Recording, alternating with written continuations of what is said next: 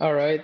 Thanks for the nice introduction. Indeed, today I'm going to talk about natural language processing, but in particular with a focus on the generation side.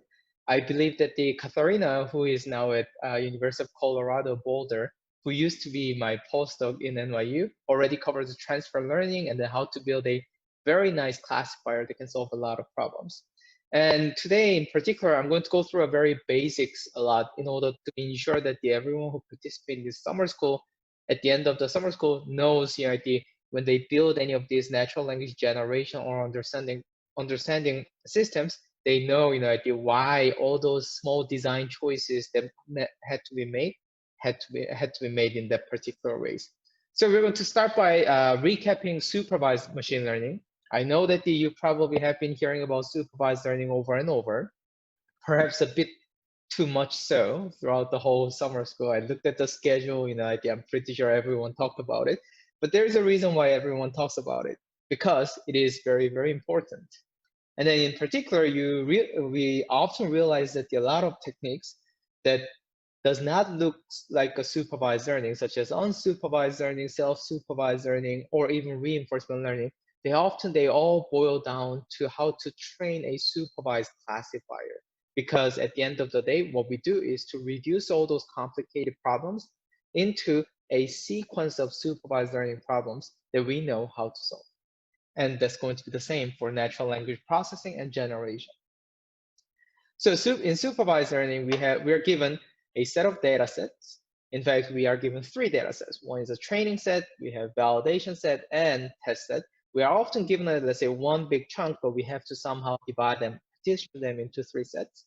And then we're given a loss function that allows us to compute for each example how good our model's prediction is. We have a set of hypothesis sets that I'm going to talk about briefly in a minute. And then we need to, it's either we're given or we have a choice of the optimization algorithm. And then once we have that, the goal of supervised learning is to find an appropriate algorithm or the model that's going to minimize the sum of all these loss functions. And then what we're going to do is we're going to find one point in this hypothesis space that's going to minimize this.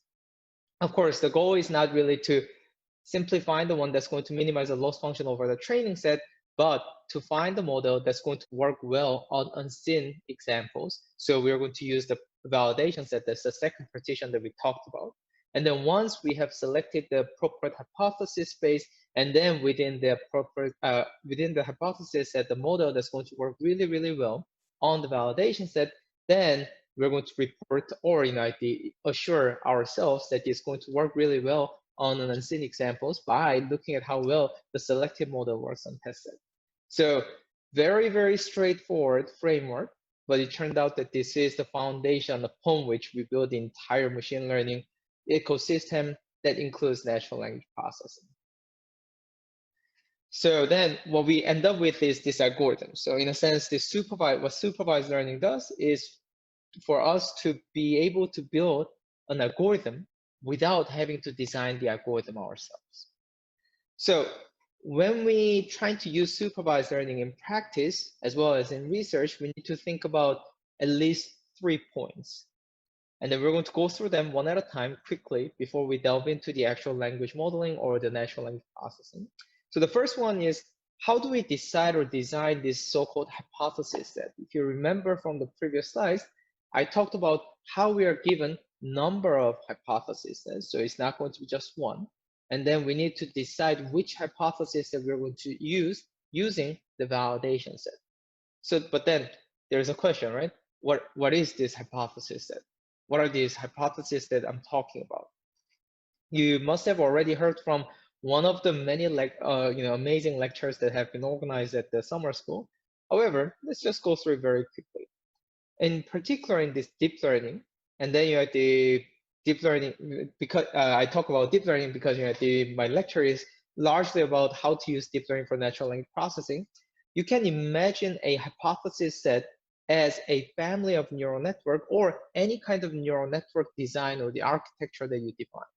For instance, one of the very popular, the one that actually popularized deep learning in 2012 was AlexNet, which is shown on the slide on the left-hand side. Now, once we decided to use this architecture from AlexNet, then that actually defines a hypothesis set or the hypothesis space. It depends on you how you call it. Or of course, you might decide that, oh, AlexNet is too simple. So then I'm going to go for, perhaps unreasonably complicated architecture of the GoogleNet, which is shown on the right side of this slide. And then that one is going to also define a new hypothesis set. And then within this hypothesis set, each element there corresponds to the one particular parameter configuration. So that's why this set is in fact infinitely large. So it's probably more appropriate to call it a hypothesis space, but you get the idea here, right? Yes. And then the goal here is to find one good point in this hypothesis space or the infinitely large hypothesis set using some kind of optimization procedure. So at the end of the day, supervised learning all boils down to finding a particular good parameter point in this large hypothesis set, which was defined based on the network architecture we use. But then we need to think about, okay, what is this network architecture? We need to think about it from a slightly abstract point of view, because at the end of it turned out that we can build however we want the neural net that we want. And then it's going to all work as long as it can be described as an arbitrary directed acyclic graph. So we're going to start with the nodes, that are variables or the inputs. So those are the variables that we don't really touch, but are going to be given. And then we just build a graph, and that this graph should not have a cycle. And then this graph is a directed graph in a sense that for every node, there is an edge going out of the node into another node. And then what happens is that once we have this directed acyclic graph, then it fully characterizes what kind of neural network that we're going to build. Because it has the nodes that corresponds to the input, it has nodes that corresponds to parameters of this network, and then it has nodes that corresponds to what kind of computation is being done. So you can think of those computation as doing the convolution, applying some kind of activation function and so on. And then those nodes can be stacked on top of each other as long as there's no cycle. And then what we get out of this neural net is the output we get from the final set of the computational nodes.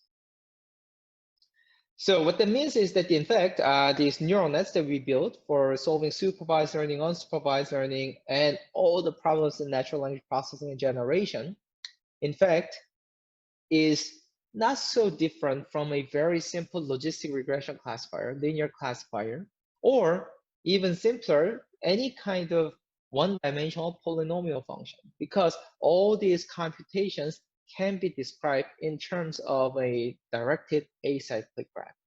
We're going to have an input node. Here, in the case of the logistic regression, we're going to have X, that's going to be the input node, and then we're going to have the parameter nodes, which are W and B. And then we have just a sequence of the computation nodes that are going to first do the dot product, and then next does the summation, and then finally it applies a sigmoid function on top of them. So in other words, when we think about the network architecture, when we think about the hypothesis set that corresponds to the network architecture, and then how we describe them is by building a directed acyclic graph. So far, so good. And then given this directed acyclic graph, now the computation or the forward computation, that is how we use a trained network, can be again abstracted out. So we don't really have to care too much about the individual node as long as we have implemented them once, or better yet, if others have already implemented them. And then this computation, or how we use this trained neural network, corresponds now to the topological sweep, that is the breadth first search. So we're going to start from the very beginning nodes and then apply the computation one layer at a time, right? So in the case of logistic regression, initially we have 3 nodes. The first node corresponds to the input X, and the other 2 nodes corresponds to the weight and bias. And then we're going to do the topological sweep of this computational graph by going through the dot product, summation of the bias to the output of the dot product, and then applying the sigmoid function. So it actually gives us a very nice way to build a generic framework on top of which we can define any kind of complicated neural nets. So yes, so directed acyclic graph and hypothesis that, and because of that, this naturally supports high-level abstraction, and then it also fits with the various, let's say, programming paradigms such as the functional paradigms as well as objective-oriented paradigms. And then it actually allows us to maximally reuse code. And then this is evident from the success of the PyTorch, TensorFlow, Dynet. Well, now I need to add JAX there as well, and Flex, which means that this is a really nice level of the abstraction that we're going to operate on. What it means is that throughout this remainder of my lectures today, I'm not going to go that much detail into individual nodes, except for the attention and the recurrent net at some point later today, because we can now work on top at the level of this level of abstraction. And then we can now focus more on what are the learning algorithms, and then what is the right way to build this directed acyclic graph in order to solve the problem as well as we could. So that was the hypothesis. The second thing is a loss function. Now, what is the right loss function to use? You may have seen a lot of loss functions so far throughout this summer school, but in particular, in this lecture, and then generally in the natural language processing these days, we focus on the distribution or the probability-based loss function. So how we view this supervised learning is that the supervised learner or the neural network is going to compute the conditional distribution over possible outcomes given the input X. So in other words, what our neural net computes is not what the answer is, but given a possible answer and the input, what is the chance that this possible answer is indeed the answer? So for instance, in the case of classification, let's consider binary classification where the input should belong to either positive or negative class, then what our neural net is going to output is a Bernoulli distribution. So it really doesn't give us any particular answer, but it's going to give us a distribution over two possibilities. In the case of multi-class classification, such as in the ImageNet classification, our neural net is going to compute the categorical distribution. So it's going to give us let's say 1,000 probability values that corresponds to the chances of the input belonging to one of those 1,000 classes. Now, in the case of linear regression, our network is not going to again give us the answer, but it's going to give us a distribution that is often centered around the answer that our model believes in it, but with some uncertainty described in the way of the variance. And then we can think about a lot of different things, but the point is that we want our model to give us a distribution over possible answers. And this is often not that necessary if your goal is to build a simple classifier given a very small number of classes, because at the end of the day, you're going to look at the categorical distribution that is given by your neural net and then pick the one with the highest probability. However, in the case of the natural language generation, where our output space itself is combinatorial, that is that the size of the space is exponential with respect to the length of the sequence, the actual probabilities start to matter. So one particular distribution that is perhaps most widely used in natural language processing or the generation is categorical distribution. That is, given X, what is the, well, X doesn't have to be given. That is, given a set of fixed number of classes to which the input belongs, now what is the distribution over them? And then what it means is that my neural network needs to give me, let's say, 1,000 many numbers, assuming that there are 1,000 classes, so that the sum of all those probabilities or the values are going to sum to 1 and are non-negative. So then it turned out that it's quite simple to implement it using a neural network. So as we said before, any neural net is an arbitrary directed acyclic graph. We will build such a graph that takes as the input X and some parameters. And this graph is going to compute, whatever it wants to compute internally, and then gives us a real values vector that consists of the numbers, as many numbers there are distinct classes in this problem. In the case of ImageNet classification, that's going to be 1000. And what we need is that we need to have just a one node or a subgraph attached at the end of this arbitrary subgraph that we have built that's going to turn these 1000 numbers into 1000 probabilities of a categorical distribution. And to do so, we often rely on the function called softmax. What this softmax does is to first exponentiate every single number so that they're going to become non-negative. Well, they're going to be strictly positive, and then it divides each and every entry by the sum of all the entry, the exponentiated entry. So you end up with the numbers that are strictly positive, and they all sum to 1. So softmax is going to be like the activation function we are going to use in natural language generation in order to describe the distribution outputted by this neural network. And then we'll talk about why this is the distribution we use.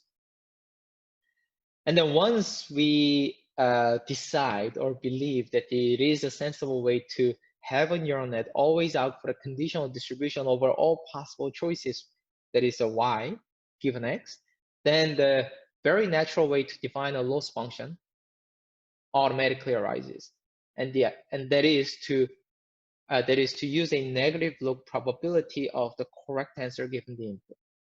The idea is that we are given a training set, and then this training set consists of the training instances, and then each instance is a pair of input and correct output.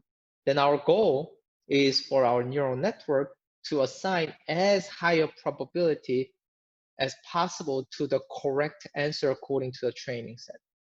And then because our neural net outputs a conditional probability, that's naturally defined as the trying to maximize the log probability of the correct answer.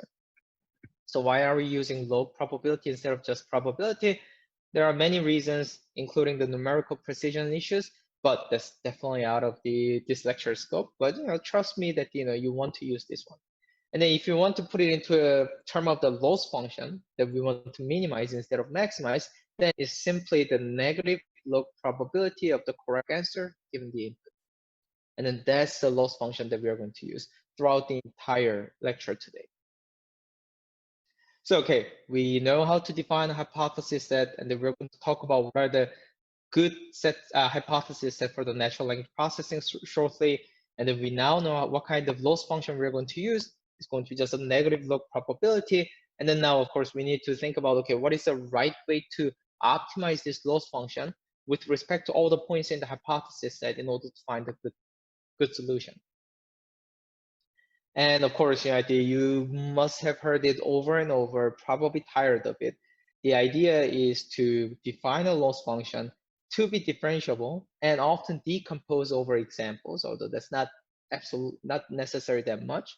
And then we're going to rely on the availability of the gradient of this loss function with respect to all the parameters.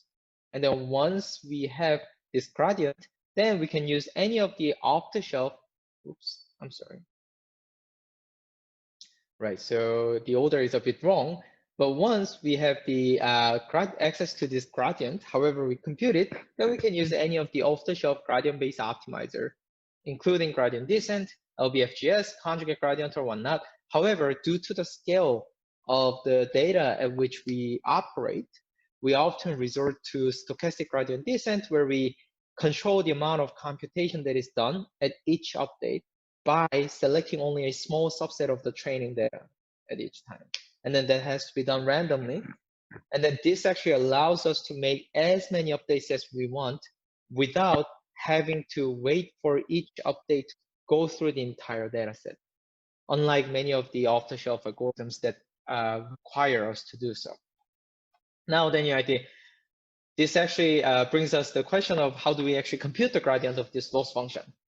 We used to do the manual derivation quite a lot, like 15 years ago, but we don't do that anymore because of the advances that we have made in terms of automatic differentiation. And then automatic differentiation has a really fascinating theory and the practice behind it. But if I have to make the most simplifying, let's say, description here, then the idea is to use the chain rule of derivatives as well as possible. Because we have built a directed acyclic graph, And then with all those nodes and variables that make the entire thing differentiable, we can now implement the Jacobian vector product of each node and then simply train them following how the graph was built. I'm pretty sure you already heard about it, but this turned out to be an extremely powerful idea, because what that means is that as long as we build a directed acyclic graph that's going to form our hypothesis set, following or the satisfying some of those constraints, such as the differentiability or the differentiable almost everywhere, then we can now automate the whole process of the forward computation as we saw before, as well as how to compute the gradient of the loss function with respect to all the parameter nodes, and then if necessary, even the input nodes as well. And then this can be done all automatically without us, the practitioners, know about the underlying details to the T. So that's great. And then once we do that, we just feed it into the off-the-shelf gradient-based optimizers. I say off-the-shelf, and then people say, oh, but look at this, look at the stochastic gradient this, and I gotta choose this and that and that. But at the end of the day, if you think about it, what do you actually use? You do the from torch import optim or optimizer optim, and then you have the optim.atom, and then you put the model parameters and then give a couple of the hyperparameters, and even the optimization itself is going to be done automatically for you. Now, just one thing I want to quickly touch upon, because it does become very important, especially in natural language processing, is the always stopping. Because there are many different ways to solve the same problem, we need to have a very good test set or the validation set that is constructed for us to be able to see whether the classifier or any kind of machine learning model that we are building for solving this problem capture the appropriate aspects of the data. We need to build a validation set and do the always stopping very, very carefully. And then the idea of always stopping is very straightforward, in the sense that we have a gigantic hypothesis set, and we're solving the problem of finding one point in this infinitely large hypothesis space by using gradient-based optimization algorithm. And then what you can imagine, or what you can imagine in your head, is that we start from somewhere, theta 0, and then we're going to make a trajectory within this hypothesis set. And then in this trajectory, we are generally making progress toward finding a point with the minimum loss on the training set. But of course, on the way, we're going to pass by the point at which the validation loss was minimum. So then what we want is that we want to backtrack and then use a solution that does not have the minimum training loss, but the minimum validation loss within this trajectory. And then this actually does make a big difference. And in particular, one thing that it's important to realize, especially in natural language processing and generation, is that the loss function that you use for training does not have to be the loss function that you use for validation or the always stop.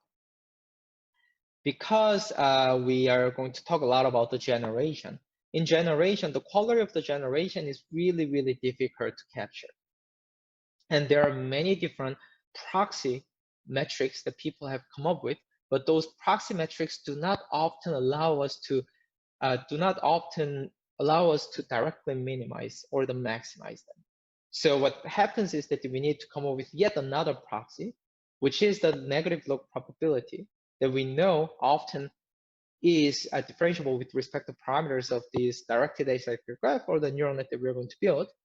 And then along this trajectory, we're going to check every once in a while how well this parameter along this trajectory works using the original proxy metric that we had, such as a blue score and whatnot, that we're going to talk about briefly later on. And then this is a very powerful scheme, because what we see often in this natural language generation in particular, because that's the one that I'm familiar with, is that the loss function that we use to train a model and the loss function that we use in order to tell how good this system is generating or solving this task itself starts deviating as we train further and further. Sometimes training loss stops improving. However, if we simply continue with the stochastic gradient descent, the task loss might go down further. Of course, the other way around happens as well. So all this typing is very, very important. So let's keep this in our mind for now. So we talked about these three things that we need to discuss. Number two, how do we decide a loss function? We decided, okay, we're going to simply use the negative log probability.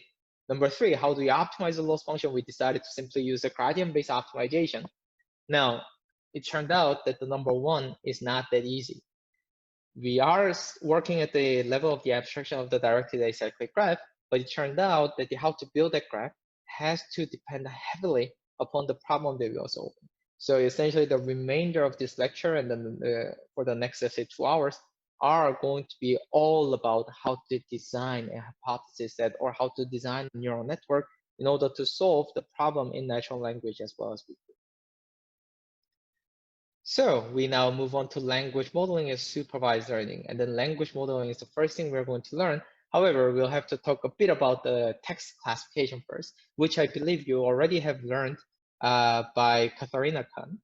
And then there is, in particular, she focused on the transfer learning. But here we're going to take a many step back and then look at the very basics of not about the data, not about the problem itself, but what do we mean by the text classification and what is the usual practice in doing so.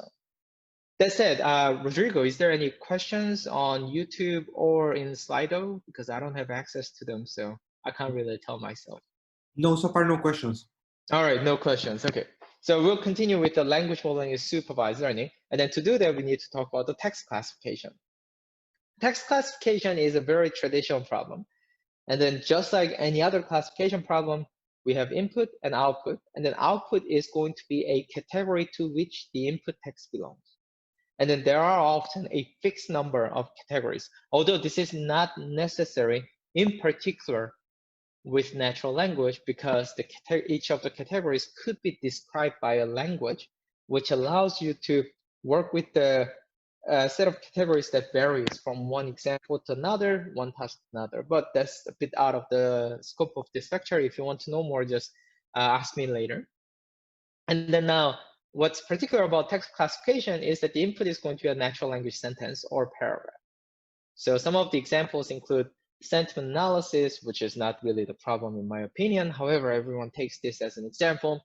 So that is that is this review on Amazon positive or negative? Some kind of text categorization is, of course, another example. So somebody wrote a blog post. Can we actually tell automatically to which category it belongs? And then there's intent classification, often used in the building a goal-oriented dialogue system.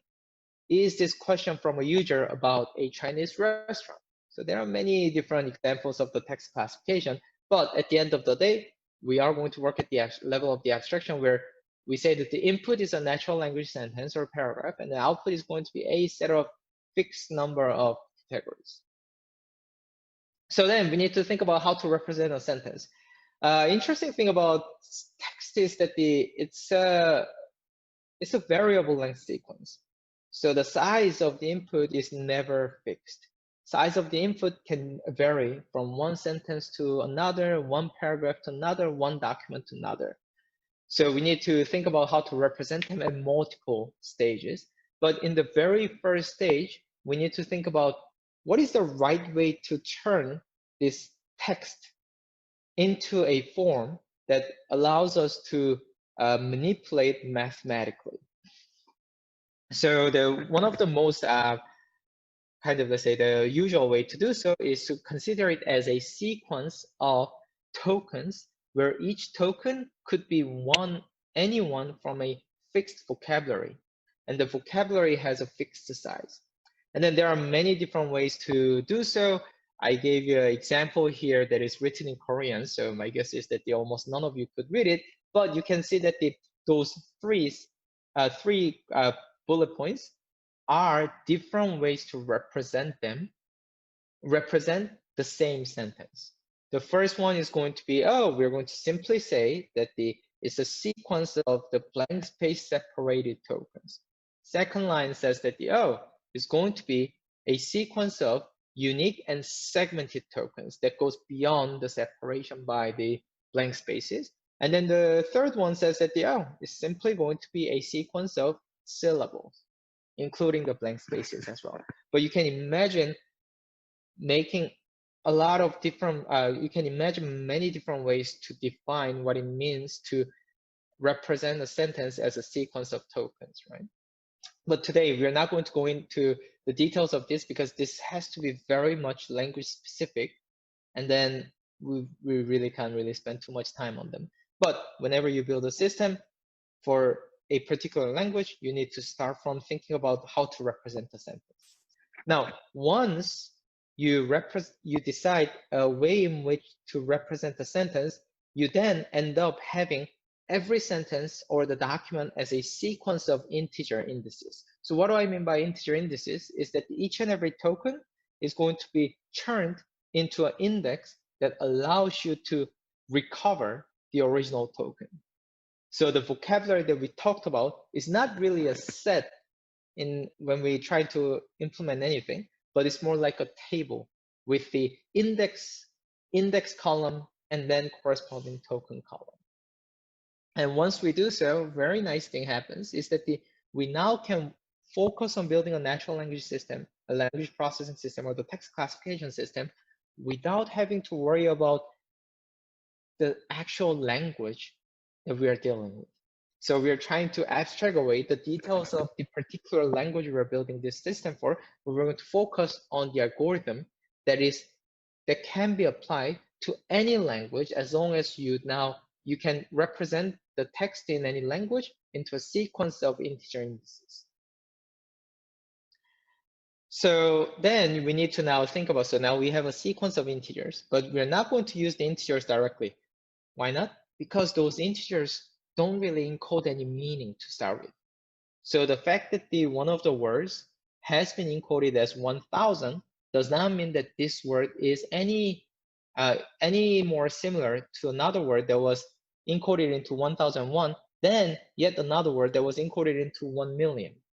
So we need to somehow move away from this integer, because we chose integer because that's a quite natural way to implement this hash table, but we don't have to use it. So what we want is that we want to turn it into yet another representation. So this is stage 2 that assumes nothing. That is, we want to use a representation of each token that does not encode any similarity among themselves. And that's why we often use so-called one-hot encoding. In one-hot encoding, we have a vector for each word, and then it's all 0 except for one particular item whose index corresponds to the integer index of that word. So it's going to be 0, 0, 0, 0, 0, 1, and all zeros. And then this allows us to encode the entire vocabulary quite, well, not efficiently, but effectively. And then what's interesting about this one-hot encoding is that you pick any pair of vocabulary, look at their one-hot encoding, and then the distance between these two is exactly the same, unless you chose the same one. So when you chose a pair of two distinct words, their distance to each other, according to this one-hot encoding, is identical for any pair you take. So this is indeed the encoding that assumes nothing. But then now, that doesn't help. So what are we going to do? This is a representation that doesn't really assume any meaning. So what we use is the table lookup, as you already have learned from the Katharina earlier. And then in this table lookup, what we have is a Wayne matrix, very large Wayne matrix, which contains as many vectors as there are tokens in this vocabulary. And then this can be implemented as a simple matrix multiplication by having a Wayne matrix that is multiplied from the right or the left, depending on how you decided to implement it, the one-hot vector of the corresponding word. Now, it turned out that multiplying a large matrix with a one-hot vector is identical to simply indexing out a row or column. And that gives you a vector, continuous vector, that encodes the meaning of this word, particular or in the context of this text classification problem you solve. Now, you must have heard about all those word2vec and so on, but these meaning vectors or the word vectors are automatically estimated to solve the problem of text classification. So we're not going to assume that we're going to use a pre-trained embedding or anything like this. So we're going to say that, okay, this is just a part of this directed acyclic graph, and then this is a part of this that as a parameter node.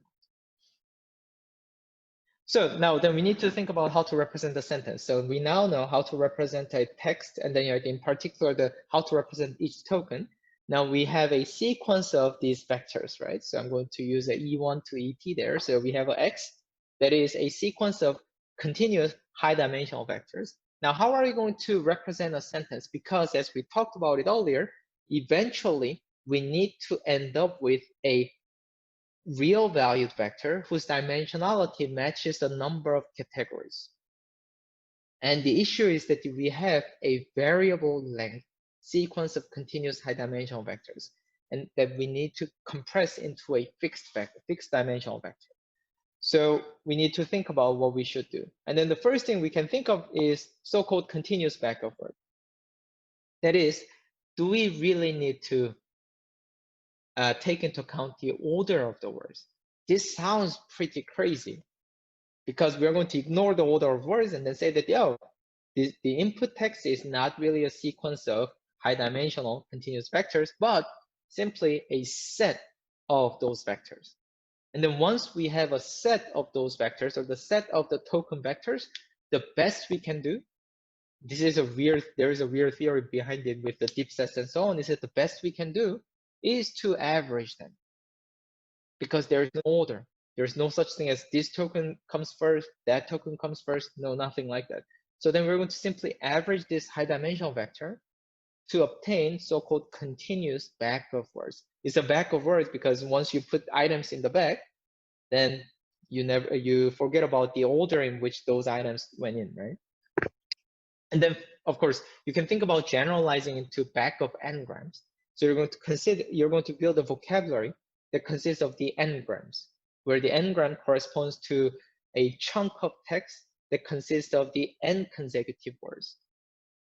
And then it turned out this is extremely effective in text classification. And you can actually kind of imagine why this is so. Let's say you go on Amazon and then you want to buy something. The first thing often what we all do is to go to the reviews and then read how people who bought this product felt about it. And then does anybody actually read the review really, really carefully? I don't think so. Often we look for a salient words there, such as the not, horrible, amazing, excellent. So in some sense, we rarely read the entire review, but trying to see what were the important words that we thought are associated with telling whether the person liked this product or not. And then that's probably the reason why this back of words or the back of n-gram works so amazingly well. And in practice, you Google fast text, which is the library coming out of the Facebook AI research, and then just download fast text. And then it's going to do the amazing optimization for you, whatever the text you throw it. So we have learned one way to represent a sentence in this neural network. So let's just look at how the DAG looks like. We have the input, and then for each token, it's going to go through the table lookup in order to form a high dimensional continuous vector. And then these vectors are going to be averaged. And then once you have the average vector that is a continuous back of word, we can again put another arbitrary directed acyclic graph on top of that has its own parameters theta. And that eventually goes into the output of the graph, eventually goes into a softmax layer. And then that is our continuous back of word text classifier. And of course, once you build this, then you can train this network end to end without you having to implement anything yourself. We're going to rely on the automatic backpropagation, and we're going to rely on a well implemented stochastic gradient descent to train this classifier. Now, one thing that you notice about this back of words or the back of n-gram is that first of all, okay, it ignores the order, that's one thing. But then in back of n-grams, we recovered a bit of order information, but that's too local. We're only looking at a local relationships. And then all those small local relationships are globally pulled together to form the representation of the entire sentence. So perhaps then we should go beyond it. So what would be the most obvious way to go beyond that is so-called skip n-gram or the skip bigram. And then that's connected to the concept of the relation networks from 2017 that came out of DeepMind, is that instead of looking at the nearby words as a single unit, but we're going to look at all possible pairs of tokens. So we have a sentence, we're going to look at all possible pairs of the words, and then trying to see what kind of those skip bigrams exist, and then based on that, trying to make a decision. And again, all we need to do is write a directed acyclic graph, and then for a one skip bigram that consists of xi and xj in this sentence, we're going to feed each one of them into the table lookup layer in order to turn them into the continuous vectors. Then we're going to somehow turn them, we're going to apply some kind of linear transformation, simply sum them, and then feed it into some nonlinear function, after which we again apply the linear transformation. And what we do is we're going to apply this relation network or the relation module over and over for every possible combinations of the tokens. And of course, you can think about generalizing this to triplets and so on, but of course, at the expense of computational efficiency.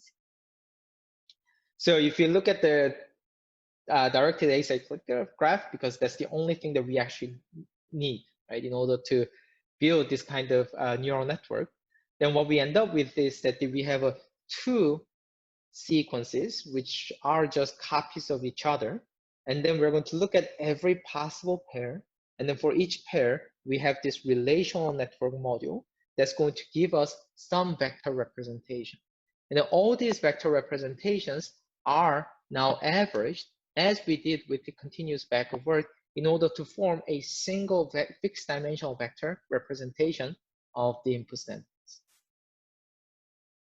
So, okay, seems like the skip bigram is a slightly better or the perhaps more flexible representation than.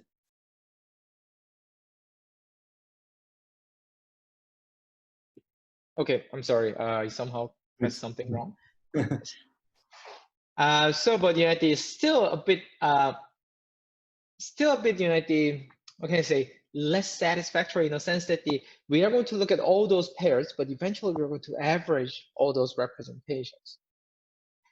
So instead, can we actually keep this information throughout the entire sequence rather than just doing the average too prematurely?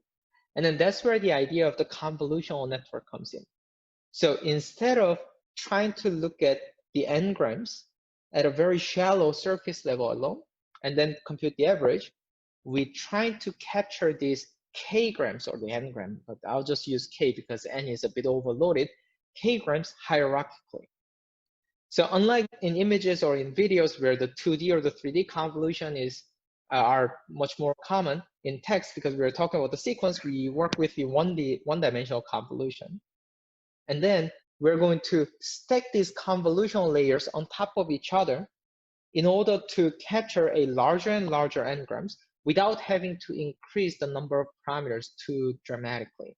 Because in usual backup n-grams, as the n grows, the number of the unique n-grams that we need to consider grows exponentially with respect to n. However, in the case of the convolutional network, the use of these continuous representations allow us to avoid this exponential growth. And then it also fits very well with our intuition of how sentence or a text should be understood. That is, we start from this sequence of tokens, and then we're going to capture those multi-word expressions such as New York. And then we're going to combine them to understand those phrases. And then those phrases all combine with each other in order to form a sentence that we're trying to extract the meaning of. So of course, we are not going to follow these strict definitions of the tokens, multi-word expressions, phrases, and sentences. However, this convolutional network can capture such relationship implicitly when stacked on top of each other.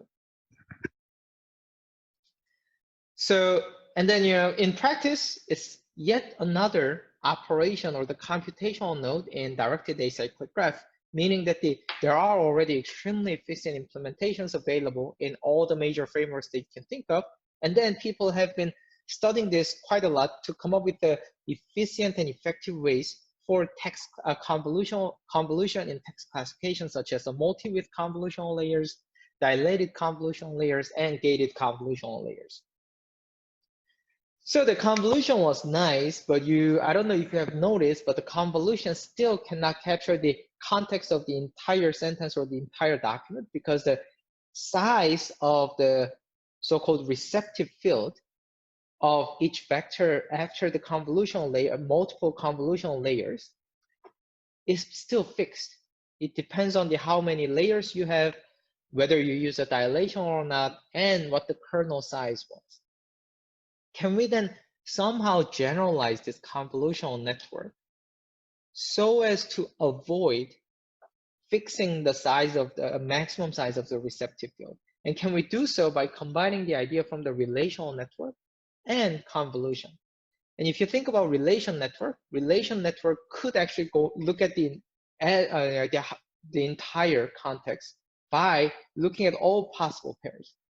Convolutional network could be very efficient, could be stacked, and then could keep its representation of the locations by looking at all this, let's say, the local context. Now, can we combine them together? It turned out that it's definitely possible. There are many different ways to do so. We're going to actually look at 2 different ways today. This is one way to get to the attention, in a sense that we can view the convolutional network or the convolution as a weighted relation network. So we're going to look at every pair of every pair of tokens centered at one token within a small window, and then we compute some vectors for every pair, and then we're going to simply average them, but with particular weighting scheme. That is, if you're far away, you're further away than the window side, the weight is going to be 0. If you're within this window, then weight is simply 1. So it's going to be just adding all those feature vectors from the local window 1. And looking at this, you realize that perhaps we can generalize it by making sure relaxing this constraint that the weights can be either 0 or 1. Perhaps we can make the weights to be some continuous value. And then that's how you end up with the attention mechanism that allows you to look at the entire sentence rather than just a local window like in convolution. And in order to get these weights, we can use the idea from the relational net. So whatever goes into this neural net F is going to be weighted by yet another neural net that takes as input the very same input. So it's going to look at this pair and then tells us this pair is very important or not for solving this particular problem. And then that's how you end up using both the convolution and relational network, or the ideas from these two, combine them in order to end up with the self-attention.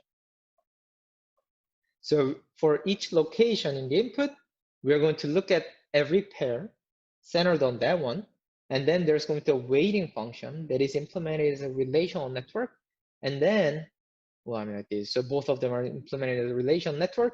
And then this weight is going to be multiplied to the vector that you get out of this pair.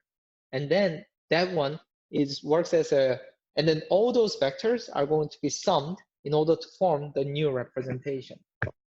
This is not restricted to the local window, while it has an option to ignore irrelevant long-range dependencies, unlike in the original skip diagram where every long-range dependency had to be captured.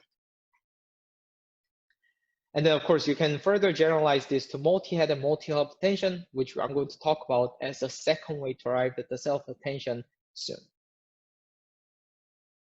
So we have a recurrent neural net, which tries to avoid some of the weaknesses of self-attention, such as quadratic computational complexity, as well as the fact that the self-attention really cannot, in principle, do the counting or many of the very trivial things that we would expect any of our neural network or any kind of computer system that works on a sequence by turning the whole computation into an online computation. Now, when I say online compression of the computation, this is different from the online machine learning that you learned about, I think, yesterday or day before, where you learned about, recurrent minimization and so on. It's just purely about the forward processing of the input sequence. But for recurrent neural network, we're going to talk about recurrent neural net much more in next hour when I talk about the language model and machine translation. But the idea here would be that instead of going for the self-attention, we have an option to go for the recurrent network that's going to read the entire sequence, either left to right, right to left, or in both directions in order to get us a representation. And this representation, again, is going to be the representation of the entire sequence without ignoring any of the temporal or the ordering information. So we just learned 5 ways to extract sentence representation. All but continuous backward word, we end up with a set of vector representations.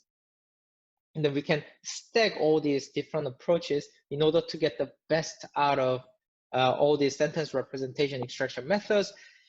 And then you can make a trade-off between computational efficiency and statistical efficiency in most cases. And then at the end of the day, for the particular case of the text classification, we need to average or max for these vectors or the representations in order to solve the problem. However, in the case of language modeling and machine translation, which we're going to look into in next hour, that's not necessary. So, somehow I haven't really talked about the actual language that much because text classification turned out to be very much of the standard thing that you have been doing, except that the now input was just text. But now let's talk about the more language stuff now, and then we're going to start with the language modeling. Language modeling is a very interesting problem in a sense that it's an unsupervised learning problem where the input is going to be a sentence, but then the output is nothing that we have any correspondence to.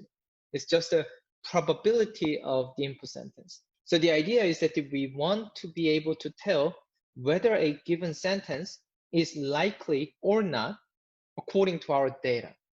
So in other words, in order to do so, we have to build a language model that can capture the distribution over all possible sentences. That sounds like a daunting task, because if you think about how many sentences there are, even with the maximum length fixed to some value, it's going to be the size of the vocabulary to the power of the maximum length. So it's a pretty big space. So how are we going to solve this problem? It turned out that one of the most effective way to do so, or even efficient as well, is to turn this problem of unsupervised learning into a sequence of supervised learning. And in doing so, we end up following the paradigm called autoregressive modeling, which I believe you may have already learned about from the various lectures during this summer. And the basic idea here is that the distribution of a sequence is going to be now rewritten as the product of the distribution over each token given all the previous tokens. And then this equality just holds exactly thanks to the definition of conditional distributions, right? And by doing so, we somehow have turned this problem of unsupervised learning into a set or the sequence of supervised learning problems. Because if you look at this particular conditional here, as well as this conditional and all the other conditions, what we end up with is a conditional distribution over possible set of words, right? So you can think of it as a set of fixed number of categories given the part of the sentence. And the part of sentence is just a sentence. What that means is that for language model, it turned out we don't have to really solve this complicated density estimation problem as it is, but we can now reduce this problem into a sequence of text classification problems. And then we're going to tackle this text classification problem instead.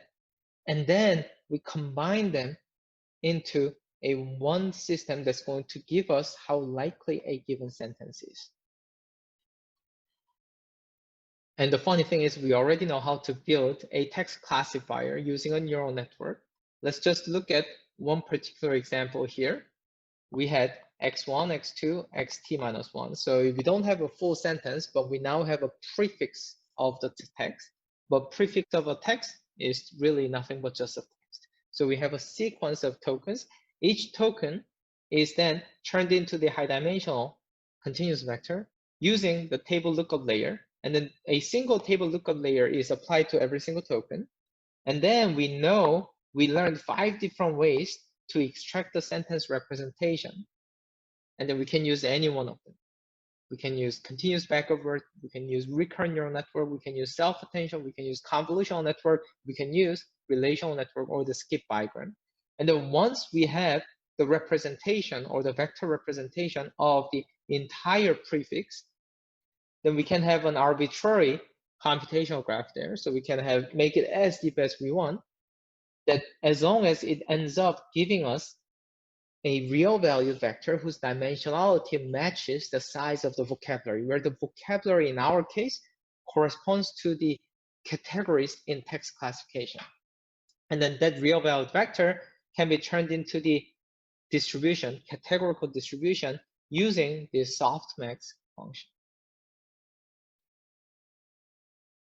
So then it's really interesting. We already learned without realizing how to build a language model because we learned how to build a text classifier.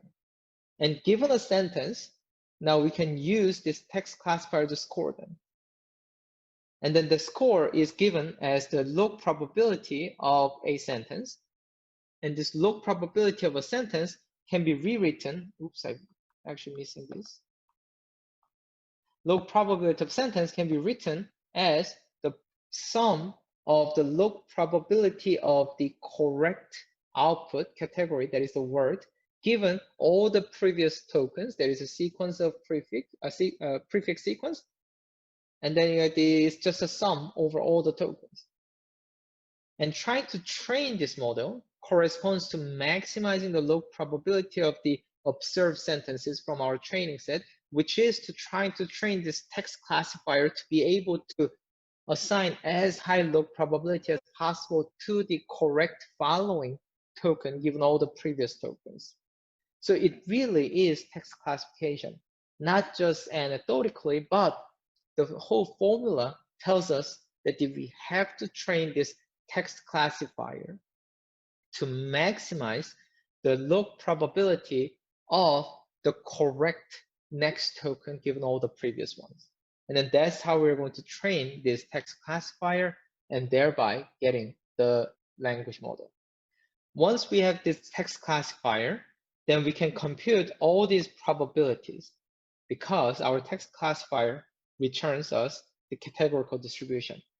And we multiply all these and end up with the actual probability assigned by our model according to the data to this given sentence X. So let's think about the idea what this is that it's very natural.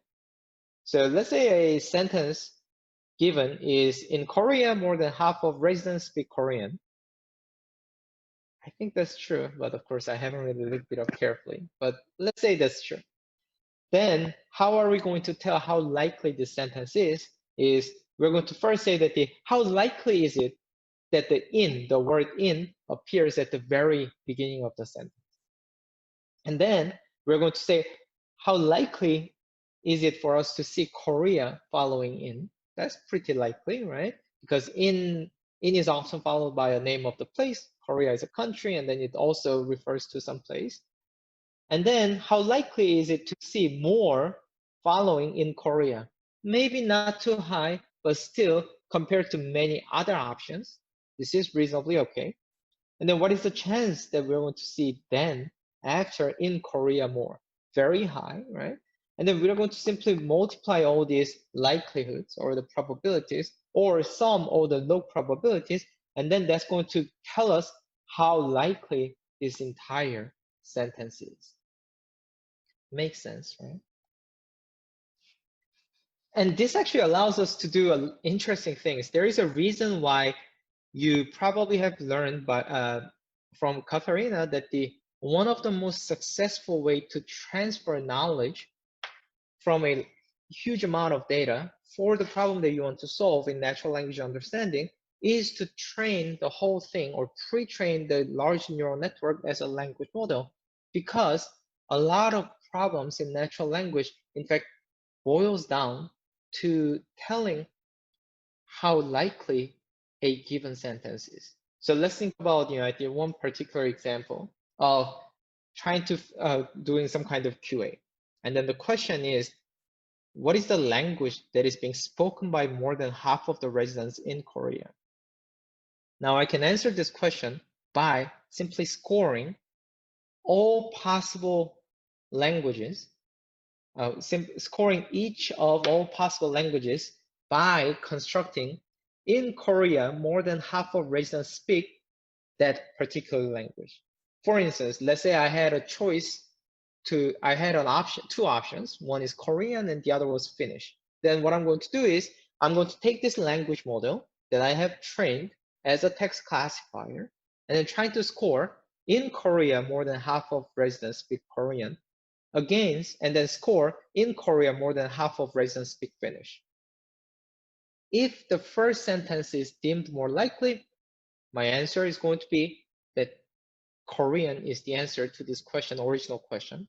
If the second sentence was deemed more likely, then my answer would have been that it is Finnish that is being spoken by more than half of residents in Korea. So what it means is that the language modeling does not look like any problem that anybody wants to solve. However, it turned out that language modeling does incorporate a lot of problems within itself so that it can be used for various other purposes. So let's back up a bit because, of course, we said that, we know how to build a text classifier using neural network, but before neural network, what were people doing? One thing that people have been doing is to assume a Markovian property. One of the reasons why you want to assume the Markovian properties is that if you don't use this kind of continuous representation or the neural network, it's very unclear what is the right way to build a classifier that can handle a variable length prefix. Because this language model, by definition, should be able to cope with any length, sequence of any length. So then, let's say we assume this Markovian property, that is that we are only going to look at the n or fixed number of previous tokens in order to predict what the next token is going to be. Then how we actually estimate these probabilities. In particular, we need to look at each and every one of these probability, and we can now use the idea of the definitions of the conditional margin probabilities in order to turn this probability, conditional probability, into a fraction, or the fraction of the probability of looking at the entire thing divided by probability of looking only at this prefix. And we can estimate these conditional probabilities from the data using maximum likelihood estimation. And the maximum likelihood estimation is relatively straightforward notion, is that we're going to toss the coin a lot and then look at how often this coin landed heads. And then that's going to be the probability of this coin landing in heads.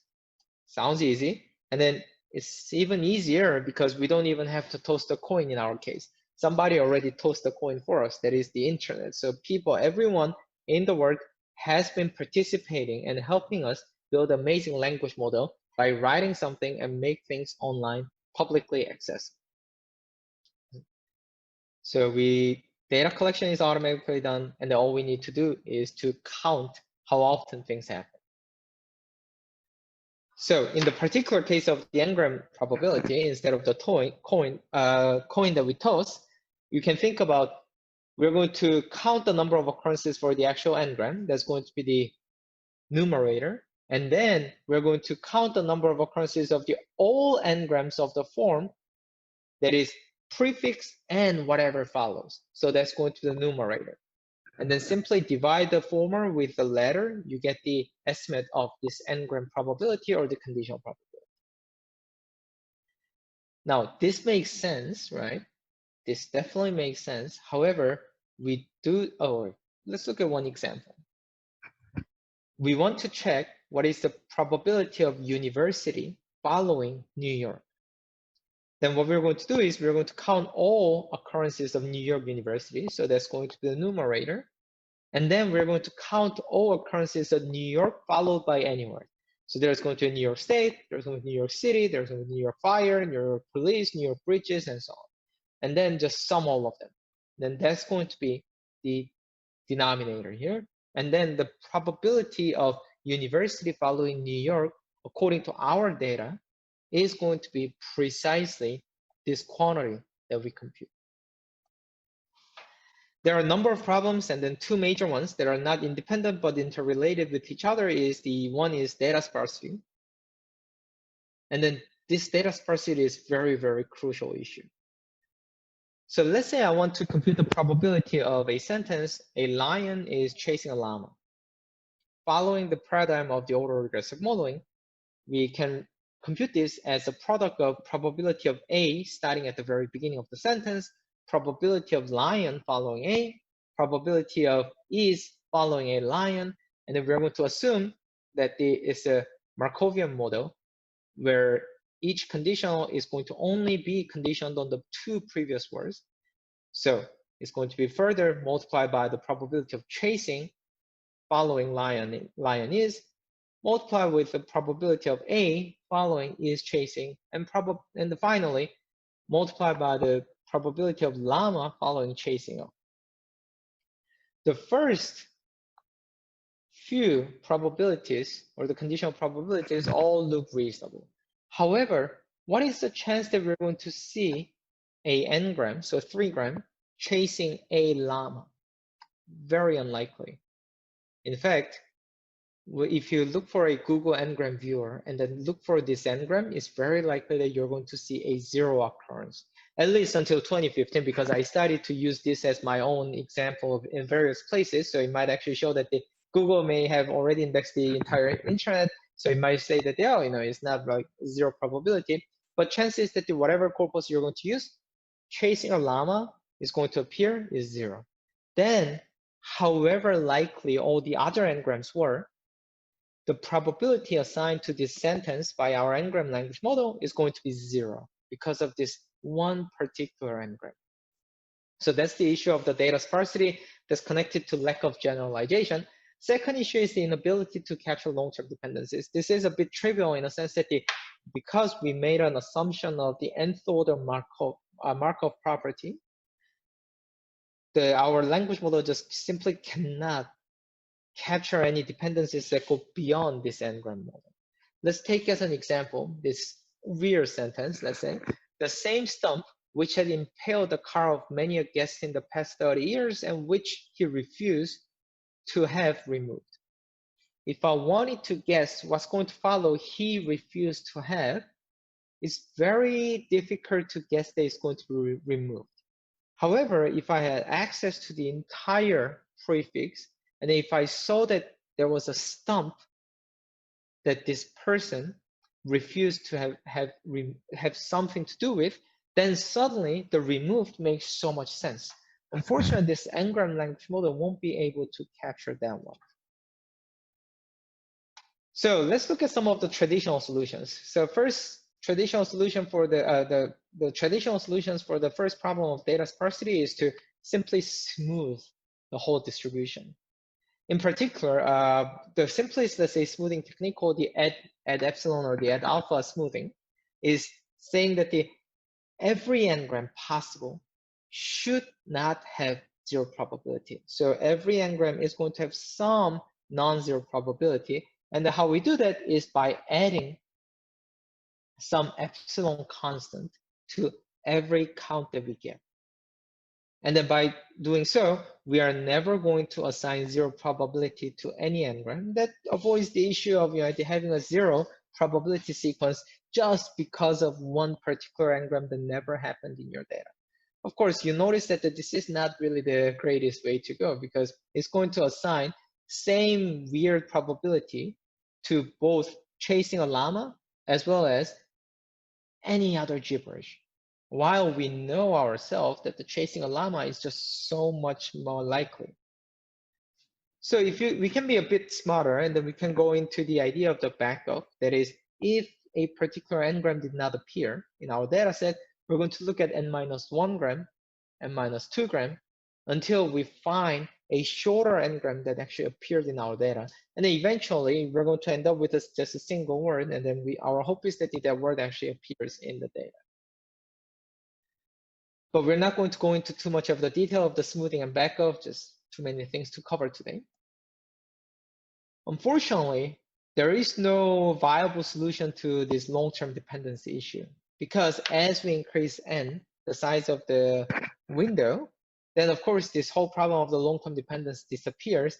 But as the number of all possible n-grams grows exponentially with respect to n, the data sparsity gets more and more severe. In other words, we cannot really solve these two problems altogether. We can solve the problem of the data sparsity by decreasing n, or using some dumb, let's say, smoothing methods, or we can solve the problem of the long-term dependency by increasing n. However, that makes the first problem so much more severe. So there are some conflicting goals that need to be met here, and then that makes it really difficult to use the traditional n-gram approach for the actual language model. I mean, not that it's not impossible. People do use it, yes. So let's see. So then let's try to tackle one problem at a time. And then the first problem we're going to tackle is the generalization. So we talked about how the lack of generalization is an issue with the data sparsity. Why is that? You then start thinking about, okay, how did you know that chasing a llama, which is an n-gram that you've never heard of before, is likely? The reason why we knew that was likely is because we know that llama is a mammal that has 4 legs and they run around, and then they are not really the carnivores, so it's very likely that our carnivores are going to chase them. So that's the reason why we thought it was not too unlikely that we'll see chasing a llama. So then what that means is that if we could somehow encode the similarity, or use this information about the similarity, or our knowledge about those similarities among all these tokens, then we can get around the whole problem of data sparsity or the lack of generalization. Of course, the unfortunate thing is that extracting the similarity alone is a problem that can benefit heavily from this data-driven approaches. So we are now into this weird case of the cyclic, let's say, argument. If we know the similarities among the words, then we can solve this issue of the data sparsity. But in order to solve this data sparsity, but in order to capture these similarities, we actually have to solve the issue with the data sparsity, because we always work with a limited amount of data. So we somehow need to solve them all together. And it turned out that using this continuous representation with a table lookup layer indeed is a solution to that. Already in 2001 and 1999, Yasha Bengio in Montreal and his colleagues came up with the idea that if we simply replace this count-based estimate of the conditional probabilities in this n-gram model with a neural net text classifier, then the problem of data sparsity disappears, and the amazing property of generalization arises, or emerges automatically. And then you already know why, because Katharina explained it, and I even saw her slides in advance, and it does look like she explained it very well. But let's just talk about it just once more, because it is an important concept, right? So let's see, these are the things that I just told you about, but the important thing comes here. So let's look at this particular example where we are going to assume that there are 3 examples. There are 3 teams left for qualification. 4 teams have passed the first round, and 4 groups are playing in the field. And we want to know what is the probability of seeing groups following 3. So it's the probability of probability of group given 3. Now, one thing you notice is that there is no 3 groups in the training example. So if you simply do the counting, then our language model is going to tell us that the probability has to be 0, or it's not even well defined. So we have to be careful there, right?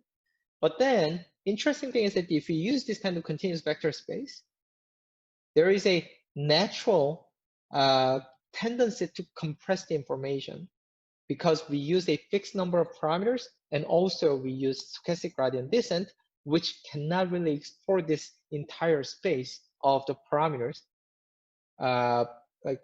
fully. It's going to always stay near where it started. And then that, together with the finite number of parameters, lead to the tendency of compression in this neural network. And then what that means is that this neural net will have to organize its continuous hidden space in a way that the similar items have to lie next to each other. So let's look at what's going to happen. So 3 teams was the first example. So 3 is going to be mapped to some point in this continuous vector space. And then based on that, this neural net is going to say that the teams should get a high probability. Sounds good. And then we're going to have now the next example that's going to be 4 teams. And because of this tendency of compression, what this neural net is going to do is trying to put this 4 as close as possible to 3 in this continuous vector space, because once that's done, then this neural net does not have to change anything about the output. It can simply say that, yo, when 4 is given, teams should also get high probability. And then the third example is 4 groups. Then again, the neural net already knows that where 4 should map to. What it's going to learn is simply to decode out the categorical distribution where groups has a high probability. And now looking at this illustration, you notice that then this neural net is going to tell us that the following 3 groups should have as high chance as teams, because 3 and 4 were mapped to a similar point, and then from that similar point, in this continuous space, you should be able to decode out a categorical distribution that's going to have high probabilities assigned to both teams and groups. So suddenly, because of this tendency of compression by this neural net training, this neural n-gram language model is going to tell us that the probability of groups following 3 is something non-zero, and then it's actually quite likely because 3, we saw 4 groups following 4 before, and then we knew, or this neural net knows, that the 3 and 4 are similar with each other. So it automatically solves a problem of this data sparsity by automatically capturing these similarities among all these discrete tokens based on the data. So in practice, you collect a lot of data and then you train this language model. And then now my guess is that after this summer school, all of you know how to train these neural networks better than I can. So I'm not going to go into any detail here. So one thing I want to just point out quickly is that what is the usual way to report how good your language model is? One thing that people have been relying a lot on is so-called perplexity. And the definition is written down there. And then this perplexity is lower the better. And then perplexity tells us, on average, how many tokens do I need to go through in this large vocabulary before I'm going to find the correct next token. So it tells us about how much uncertainty there is about making the correct prediction, or how many errors do I need to make before getting the correct answer. So when it's close to 1, that means that there's a perfect model. It's going to predict the next token perfectly every time. When it's close to the vocabulary size, then you build a very, very horrible language model. So this is the thing that people use, but perplexity is really nothing but just computing the log probability and exponentiating. So then, of course, there is the issue with the n-gram language model. Even though the neural n-gram language model is going to introduce the idea or the capability of generalization, that still does not solve the problem of the long-term dependencies. But because now we have solved the issue with the generalization or the sparsity, we can increase this n, the size of the window, indefinitely. Now, unfortunate thing is that as we increase the size of n, we tend to have more and more parameters added in the original neural n-gram language model. So what we actually want is to use the idea from the earlier text classification part in order to compress the variable length sequence into a single vector and then try to predict what the next one is going to be. And then that's how we are going to combine all these ideas we got from the text classification into neural language model by removing these constraints that we're going to only look at the n or n-1 many previous words. So then you can think about using a continuous backup word, right? Unfortunately, continuous backup word doesn't really work well for a language model because it turned out that unlike text classification, where we often are really interested in a very small number of the salient words or the n-gram in order to tell whether the input belongs to a certain category. In the case of language model, because you are trying to predict every word in the sentence, you really need to know about the actual syntactic structure as well as the semantic structure. And then a lot of syntactic structure in our languages, many of the languages that we can imagine, do rely heavily on the order of the words as well. So on the other hand, continuous backup words, the basic idea that is encoded in this name alone says that we are going to ignore the order of these words. So that's not that great. And then empirically, in practice as well, if you try to build such a continuous backup word language model, which is very straightforward to do, you're going to notice that this model actually does not work well. It's kind of, let's say, understandable, right? So we should just avoid using continuous backup word, but this is a possibility, and it's a very attractive possibility because of the amazing computational efficiency it comes up with. Now then, the next one is the recurrent language model, which we're going to talk about it a bit more in detail in order to introduce the attention and then a bit more of the theoretical side of the training this language model for a long sequences. But recurrent neural net is going to allow us to compress a sequence as it reads one token at a time. And then this compressed vector can be used as part of the softmax operation so that we can get the categorical distribution over the next word in online manner as it reads a sentence. It's quite useful in practice because it works online. And then it does have a very small memory footprint as well as a computational footprint. This kind of recurrent language model often is used for autocomplete and keyword suggestion on your phones. And then it can be useful if you want to do some kind of real-time translation because it allows you to score partial hypotheses on the fly. We'll get to this a bit more in detail soon. And then, of course, as we talked about earlier, all these ideas of how to build a neural network or neural net classifier can be combined very naturally because as long as you combine them to form a directed acyclic graph, all the methodologies or the algorithms that we use to train these neural nets apply as if you build the exact, the conventional ones. That's the power of this idea of abstraction. So one idea from long time ago, 2016, is to build a recurrent memory network. Maybe we can then combine the idea of the recurrent network and self-attention in order to get the best of the both worlds. So we're going to use the recurrent neural net first in order to get all these representations. And then whenever we're trying to predict the next word, we're going to use the self-attention in order to attend to all the previous ones, regardless of how far they are. So that could actually help with the capturing the long-term dependencies. And then given that, we're going to predict the next one. And it turned out that this one has the two benefits. One is that it does work pretty well. And then the second benefit is that it does give us a slightly better idea of what were the important words in the past for predicting the next word at each time step, which is not really possible in the case of the recurrent network alone.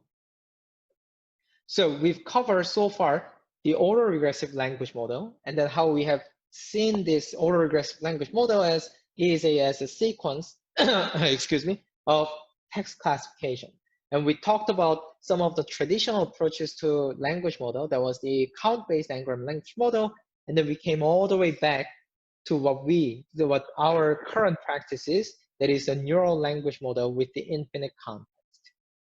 Before I continue, I'd like to just point a couple of the papers that I thought are quite interesting to read if you want to delve much deeper into natural language processing, because it's impossible for me to cover all those interesting ideas and the concepts within, let's say, 2-3 hours that I have today, right?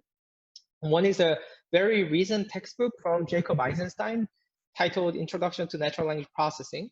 And then you can actually download the draft PDF at the link that I showed you here. And also you can buy it from Amazon or whatever the bookstore you choose to use. And then the second one is more for the practitioner. Unfortunately, this book was written using a PyTorch that is slightly old, so it's not the latest version. But still, if you look at this book and then just go through it, then you'll see like a lot of the concepts that I explained here, how they could be implemented using PyTorch in order to be used with the GPU and everything. So that's going to be nice. This was authored by Dilip Rao and Brian McMahon. And then the third one, if you want to go a bit further into the neural net side of the natural language processing, and then what are the underlying mathematical ideas, then I'd like to suggest you to take a look at this. It's pretty thin. It says 311 pages, but the book itself is pretty small. Authored by Yoav Goldberg, titled Neural Network Methods for Natural Language Processing. It's pretty nice. And then this one, the preliminary version or the earlier version, can be found online for free. And then it's titled A Primer on Neural Net Models for Natural Language Processing. It was published in the Journal of Artificial Intelligence Research. So take a look at them, and then if my lecture was any unclear, then you'll find the answers there. So let's go to machine translation, because that's one of the most exciting applications in the natural language generation. And then this is one place where we have learned that having a neural network really does make some difference. So, and then the interesting thing is that already we have talked about how to build a machine translation system, and then all you need to do is build a directed acyclic graph, right? So we'll just go through how we do that one step at a time, but not too much detail, because really you have already learned it, and then you can take a look at the books that I just recommended, and you can simply code it up on the Jupyter notebook without any issue already. So what is a machine translation? We need to talk about the problem first. In machine translation, the input is a sentence written in a source language, and then output, of course, is a corresponding sentence in a target language. And as we talked about at the beginning, it is a supervised learning, and then we want our machine to be able to tell us the distribution over all possible translations, instead of just giving us a one answer. And in particular, this paradigm just fits machine translation perfectly. Because machine translation is where we have often the correct translation, but the correct translation may come in a small number of variants. So some might change the order of the words. Some might change the tone of the words. They are all valid and correct. And then they can be considered as like the one translation meaning-wise, but they might come in a slight different with the different flavors. And then we want our system to capture that, but as a distribution. And then we have learned every necessary ingredient for building a full neural machine translation system, in fact. So token representation. So we're going to skip the part about how to represent the text itself into a sequence of integers, because we all know that. So how we are going to represent the token is going to be as a one-hot vector as usual. You can use space CIO, NLTK, or Moses tokenizer, or using BP or sentence piece to segment however you want. But once all those steps are done, we're going to get a sequence of one-hot vectors, which is identical to a sequence of integers. And then now, because it's a translation, unlike language model, we have two components in this directed acyclic graph. One is the encoding part. So this part is going to encode the source sentence. And then the other part is the decoding part. That's going to take as the input this encoded representation of the source sentence, and then turn it into a distribution over the translation. Let's look at the encoder. And then encoder, what should the encoder do? encoder turns the source sentence into some kind of representation or a sequence of vectors. And then that's precisely first half of the text classifier. In the text classification, what we did was to take as the input a sentence, turn it into a set of vectors, and then either max or average pull them into a fixed dimensional vector before we fed it into the usual classification pipeline. Now here, of course, we don't need to do that kind of pooling.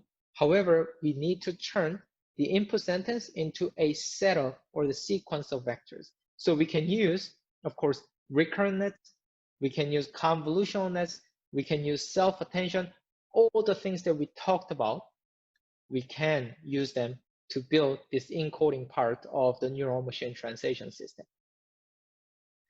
And then the reason why we don't want to compress them or to pull them into a single fixed dimensional vector, which was like one of the biggest mistake I've ever made in 2014, because it just becomes so difficult for neural net to compress a variable length sequence into a single fixed dimensional vector and then try to decode a variable length sequence out of this fixed dimensional vector. Because we're working on a real values vector space, of course, we can cram in whatever we want, but in terms of learnability and efficiency, it's just not a good idea.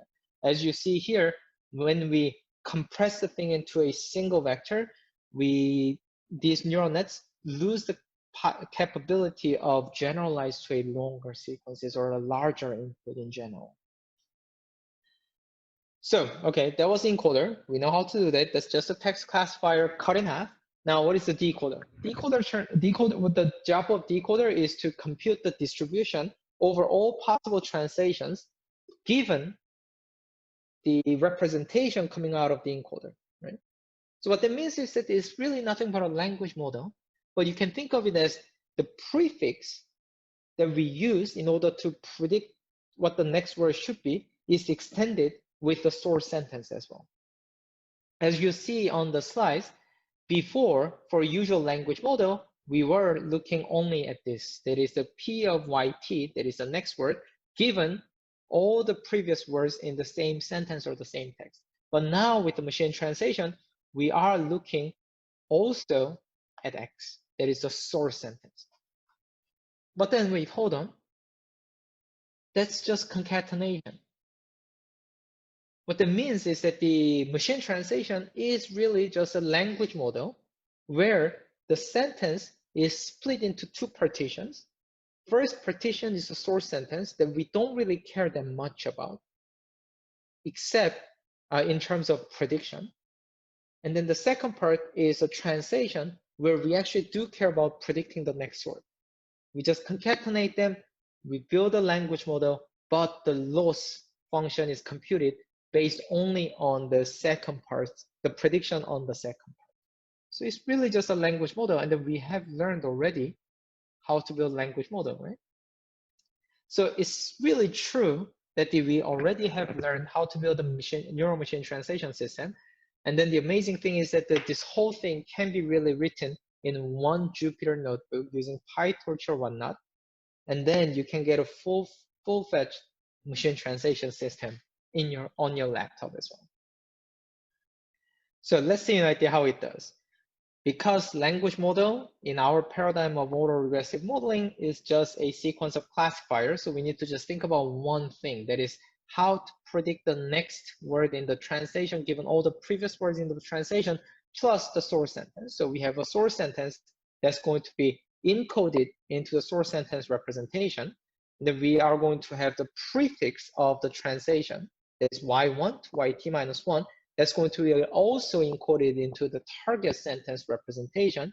And then we need to have some large box that's going to be a directed acyclic graph that's going to turn these representation vectors from the source as well as the prefix of the translation and turn that into a single fixed dimensional vector that can be used by softmax to be turned into the categorical distribution over all possible next words in the target language.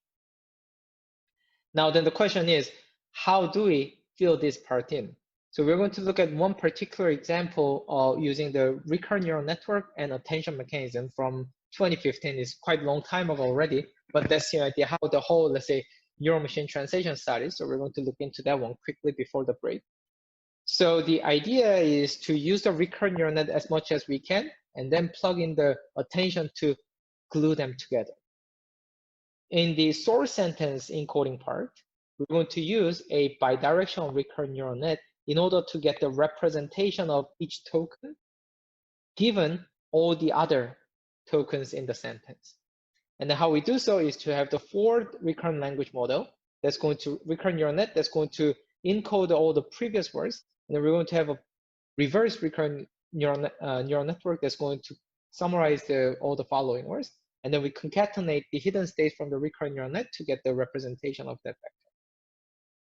Now, we also use recurrent neural net to summarize or represent the target prefix representation, in which case we use a unidirectional recurrent network. Because we're generating one at a time, we just use the recurrent neural net on one direction, following the order of the generation. And then what it does is that it's going to essentially compress what the target prefix is, and then we are going to use the final hidden representation from this recurrent neural network. So it summarizes what has been translated so far. And we now use the attention mechanism in order to tell among all these source sentence, among the tokens in the source sentence, which one of the tokens are relevant for predicting the next target word. So given what has been translated so far, is one of the source token relevant or not? If that's relevant, then we're going to use that information in this weighted sum in order to get this so-called time-dependent context representation.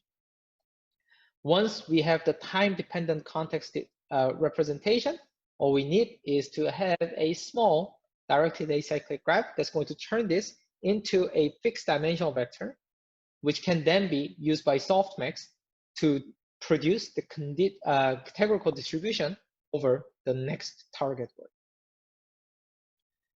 So this is the summary of what this neural net looks like. And then again, let me emphasize that all the things that we have learned are the only things that you really need. We have learned how to represent sentence that is of variable length. We have learned how to represent sentence of prefix, or how to represent the sentence prefix. And then we have learned how to combine them using attention mechanism. And then we know that we can always plug in any arbitrary directed acyclic graph and then use the softmax at the end in order to produce a categorical distribution. So it's really just knowing about all these fundamental building blocks and then how to put them together in order to build a one end-to-end trainable machine translation system. And it turned out that such a system really does avoid the issue of the catastrophic failure when the length of the inputs change dramatically from the training set distribution. And then that was kind of the reason why we started to have some faith back then in this fully neural machine translation systems. So here are some examples. If you speak French, you'll be able to tell that the RNN search, which is this attention-based model, is doing so much better than the original one where we did not use the attention, but just a fixed dimensional vector to represent the source sentence. I don't speak French, so I can't really tell you how good it is in any detail. And then with the attention, we can actually do some kind of visualization, although there are some issues with the visualization that I want to talk about in the third part of my lecture. So, but in practice, now back then in 2015-16, we had to code everything from scratch, but nowadays that's not anymore the case. And then if anybody wants to build a almost production grade machine translation system now, then my suggestion is to look at one of these three libraries, Marian NMT, FairSeq, and Tensor to Tensor, and then try to use one of them to train a large scale model without having to worry too much about the details, and then even deploy it in production if you want. So that actually concludes the second part of my lecture. In the third part, after the break, I'm going to go deeper into attention mechanism, because attention mechanism has become one of the workhorses of deep learning. not only for language, but also for anything that you can imagine, going from the images all the way to the reinforcement learning. So we're going to go into the detail. And then after that, I'll have to decide whether I'm going to talk a bit about more recent research of mine or talk about the decoding process, because we haven't really talked about how to generate from this model other than just training this model. All right, so yeah, attention mechanism. Let's delve deeper into this. So if you remember from what we just talked about, that is that this attention mechanism already in 2015 when we designed it, especially the Dima Badanao, the first author of this paper, designed it. It was a idea that was very much focused on the fact that we have to deal with the input that has a variable length. So before this idea, often it was never trivial to build a neural net that is able to deal with the input whose size changes dramatically. The best way we knew how to do and then was used was to use the convolution together with some kind of pooling at the very end, global pooling, or just using a recurrent neural net and then asking the recurrent neural net to somehow compress the entire thing into a single vector. Now, both of them do work to a certain degree, but in machine translation, where it was really important for our neural network not to lose any information about the input, because in order to translate a source sentence, you really need to keep all the information about the source sentence. Both of those approaches that tend to work as compressing the entire input into a single vector did not work well. So the attention had to be made. But then once you make this kind of thing and then you see that, oh, this one works really well, then you start wonder often the other way around by saying that, but what is the right way to derive, or what are the different ways to derive that attention? And then thus that kind of derivation actually allows us to have a different type of intuition. So now let's look at another way to derive that attention, because here we have derived the attention in a way that just intuitively makes sense, but that's not really based on anything else. It was just out of thin air. Can we actually arrive at attention from another angle? To do so, we need to actually talk about the recurrent language model a bit further. And then one way to view recurrent language model is building a neural network that's going to have a recurrent connection. And then this one is going to be applied over and over. And then when it's unrolled, it looks as if we have a deep neural network with as many hidden layers there are the tokens in the source sentence or the sentence itself. And then the whole process can be described by iteratively performing read, update, and predict. So we're going to read the next word, update the hidden state, and then based on that, we're going to predict the next word, one after. And then in doing so, we can now divide this whole recurrent network into two parts. One is the transition function. That is taking into account what the current word is, and then trying to update its own hidden state. So it takes as the input previous or current. Is kind of, let's say, confusing because is the next one current or something like that, but it takes as input what we see now, that is the xt minus 1, and then it looks at what the previous state was. So what is my memory state? That is ht minus 1. And it has parameters like the input weight matrix, transition matrix, and bias. And then often we study this naive transition function, where this naivety comes from the fact that we simply concatenate this xt minus 1 and ht minus 1, apply the linear transformation by multiplying it with a matrix that is a concatenation of w and u. After adding some bias, we apply the element-wise nonlinear function. So let's say we're going to use this naive transition function for now. And what this does is that it reads the current word and it reads the previous hidden state and then updates the whole memory on its own. So this is the read and update part. Once our memory is updated, that is, we have the HT now, we should be able to predict what the next word is going to be. And then the prediction, as I'm talking about it over and over, you must be getting tired of it, is done by having a neural net output a categorical distribution. And this categorical distributions is defined over all possible next words. And we use softmax.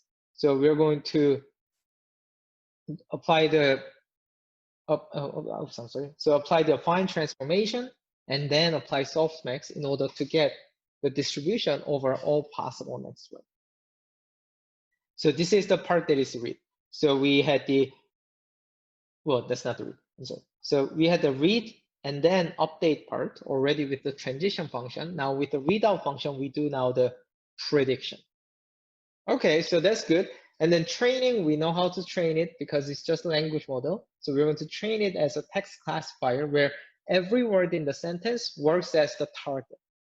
And then we define the look likelihood functional as shown here, and simply to minimize the negation of this. It's the same as maximizing the original look likelihood, but somehow, the optimization people always love to minimize rather than maximize, right? Now, so what we talked about is that once we have this directed acyclic graph, although recurrent neural network by definition is not acyclic, it's like almost by definition cyclic. However, what we're going to do is that given any input sentence or given any sentence, we're going to unroll this recurrent neural net. And then we end up again with a directed acyclic graph. And once we have the directed acyclic graph, we said that, we can leave the computation of the gradient of the loss function with respect to all the parameters in this network to the automatic differentiation. However, it turned out that it sometimes helps to look at what actually happens. And in particular, with the naive transition function, it turned out it's very important to see what is done in order to compute this gradient. And then that tells us a lot about what we should do in order to build this directed acyclic graph. So let's just look at this algorithm called backpropagation through time. It's really nothing that has anything to do with the time, but there's the original term. And then we're going to look at each time step, because what happens is we're going to have the replicate of this computation over time. And then at each time step, we're going to predict the next word. So we actually get the loss at each time step separately. And then we can now think about applying the backpropagation at each time step. And then what happens is that we are going to compute the cost derivative. So we're going to look at the per step, so the loss function at that point. And then we need to compute the gradient or the gradient with respect to g. That is a readout function. We talked about readout function now. And then we want to compute the gradient of this per step loss function with respect to r. R was the parameter of the affine transformation in the readout function. And then how you do that is by multiplying the gradient or the partial derivative of the log p of predicting the next one with respect to g, the output of the readout function, with the Jacobian of the output of the readout function with respect to this r, the parameters. And then that's there essentially where the chain rule is being used, right? And then we now compute the gradient with respect to this state ht. Now this is the very interesting part. So we're going to multiply this partial derivative of the loss at time step t with respect to the output of the readout. And then now we need to multiply that with the Jacobian of g, the output of the readout with respect to the input to this readout, that's ht. That's fine, so far so good. But then you notice that we actually had an outgoing edge that not only goes into the readout, but also to the next time step.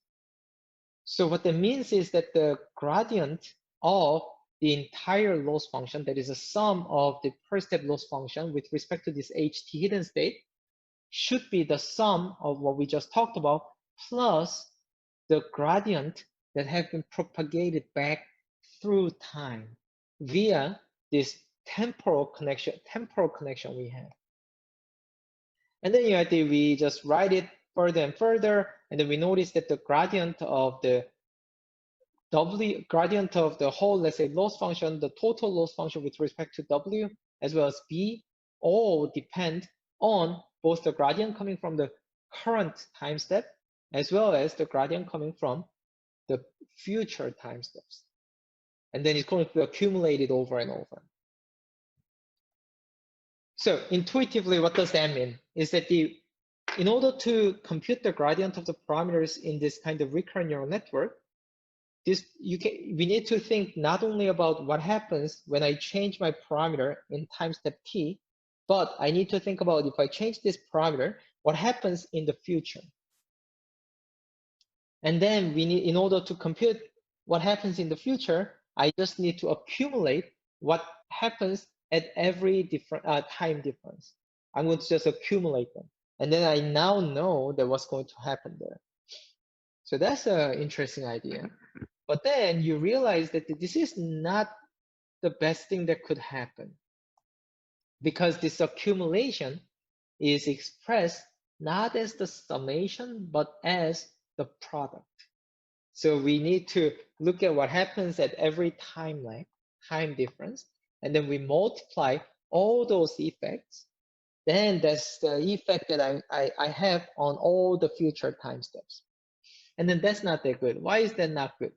Because once we multiply some constant or this something over and over, you start getting a weird effect. Let's just imagine this simple scenario. Let's say it was just a one scalar. It's a real value scalar that's slightly larger than 1. So it's going to be like 1.1.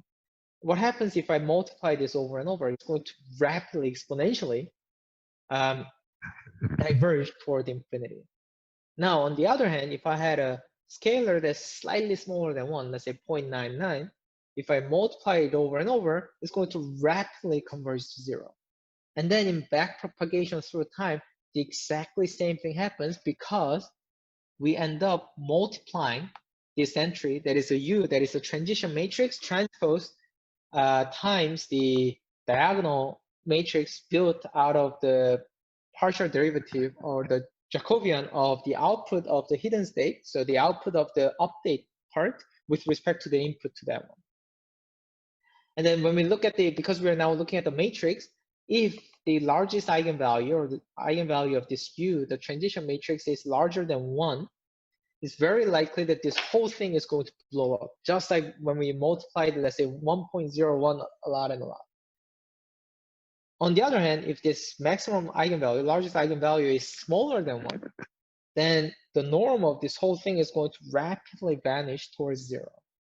Just like when we multiply the 0.99 over and over. And then these two turned out to be extremely important problems that kind of, let's say, discouraged the entire community to start working on recurrent neural net for many, actually a couple of decades. And we call it vanishing and exploding gradients. Fortunately, the exploding gradient turned out to be very, relatively easy to handle. Whenever this explosion happens, that is that the norm of the gradient is really large, we're simply going to say that, okay, we do not trust the norm of the gradient. And then this is actually very interesting thing about the gradient descent, and in particular stochastic gradient descent, is that the gradient tells us about the direction toward which we can move in order to increase or decrease, depending on whether you follow the positive or the negative direction. Let's say positive direction, increase the function of which you compute the gradient.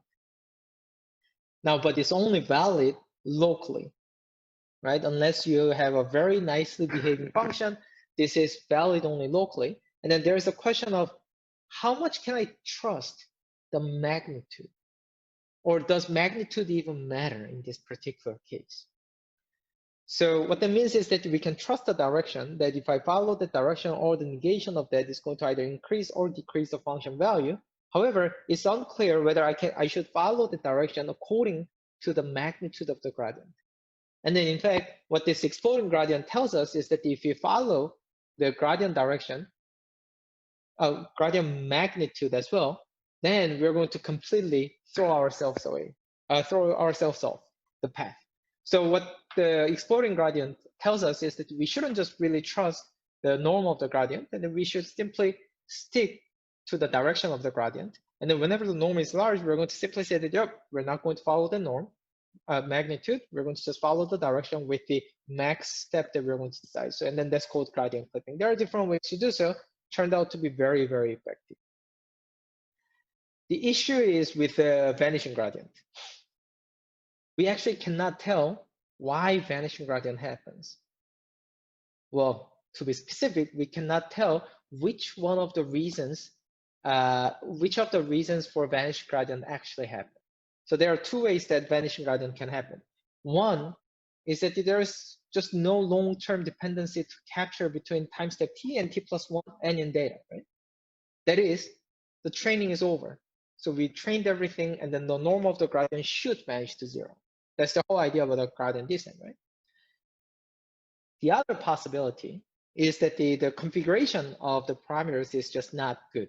That is that we configure the parameters or even initialize the transition matrix to have a too small a largest eigenvalue. So even if there is something to capture in the data, the norm of the gradient just vanishes too quickly to 0, and then learning just cannot happen efficiently. But we don't know which one is actually the true case. That makes it really, really difficult. There have been some ways to avoid this, but none of them has been that successful, just because there's no way we can actually distinguish between these two potential causes. So that's where we need to start thinking about the completely different way to do so. And by looking, considering that the whole issue comes from the fact that the backpropagation is happening through all the intermediate layers. So let's just look at the temporal difference between these t and t+n. What happens is the temporal difference is going to the multiplication, or the can be written down as the product of the temporal differences of every layer. And then perhaps that's an issue. What if we say that we're going to create all these shortcut connections that bypasses all these time steps? Would that actually avoid the issue? It looks like so, because without the shortcut connection, we have the temporal difference between time step t and t+1 has to be written down as the product of all these intermediate changes. However, if I had a shortcut connection, then this temporal difference is going to be described as a sum of the temporal differences of all these shortcut connections. So then there will be shortcut connection that's not going to have any of those repeated products. And then for that, and that part is going to allow us to capture those long-term dependencies without having to be boggled down by the product of the same term over and over. Now, of course, just introducing all those shortcut connections is kind of difficult. People already tried it in early 90s and so on. The difficulty comes from the fact that every connection we add in these neural nets often implies that we need to add extra set of parameters. And then number of shortcut connections that we introduce directly impact the number of the terms in this product when we compute the temporal dependency. So we want to introduce as many shortcut connections as possible. However, that increases the number of parameters greatly. So we don't want that. So instead, we can think of a way to introduce a shortcut connections adaptively. That is, we're not going to add all possible shortcut connections, but we're going to add only a few shortcut connections only when it's deemed necessary. And how we do it is to introduce the idea of the gating. So at each time step, we're going to either take the new hidden state value, or we're going to use the previous hidden state value as it is. Now, of course, this is not going to happen at the entire vector level, but at each dimension. So for some dimensions, we're not going to update it. We're going to simply carry over the previous step's value as it is. And then that one works as if a new shortcut connection was introduced. For some other dimensions, we're going to replace it with a new value. And then that one works as if the shortcut connection was not introduced. And then, of course, the hard decision, that is making the decision of either 0 or 1, is very difficult in neural network because that function is not differentiable. So we are going to use a more relaxed definition of introducing a shortcut or not. That is, we're going to introduce a shortcut with some degree that is continuous between 0 and 1. So that's why we use the sigmoid function here. And then that decision is going to be made based on the actual input. So this is how we're going to introduce adaptive shortcut connection. But then one thing about this connection is that as we introduce more and more connections, it becomes increasingly more difficult to do the credit assignment. And the backpropagation procedure, that is the application of the chain rule of derivative, is a procedure of what changes in the intermediate layers led to changes in the outcome. So that is assigning the credit or blame, if you want to use a more negative term, right? And then if there are many connections, then the signal is diffused further. So you want to ensure that the computation going forward has many shortcut connections, but that shouldn't really increase the number of total connections too much. So what we're going to do is we're going to also adaptively prune some of the shortcuts. And then that is going to be done by the reset gate. Now you get the idea, right? So we use the update gate in order to introduce the shortcut connection adaptively. And then we use reset gate to prune adaptively some of the shortcut connections. So it's an idea that is quite familiar if you're a computer science, let's say, if you have a computer science background, because if you think about this recurrent neural net as implementing a CPU in our laptops and computers, then you notice that this recurrent neural net with a naive transition that we looked at that uses the hyperbolic tangent unit is a bit unrealistic. So what does it do? It's going to read the entire register, the values in this memory, and then it's going to do some computation and then update the entire register. That's not how it often works. In CPU, how we are going to do is that we're going to choose a specific instruction, and then that instruction is going to access a specific part of the register, and then do some computation, and then update only a specific part of register. But in this hyperbolic tangent, as I said, this naive transition recurrent neural net, that's not the case. On the other hand, if you look at this gated recurrent unit or LSTM in general, this one has a much, let's say, this operates in a much more similar way to CPU. It's going to first select, a readable subset, R, based on the reset gate, and then it does the computation based only on that subset that has been read, and then the result is going to be written to this writable subset that was selected by the update gate.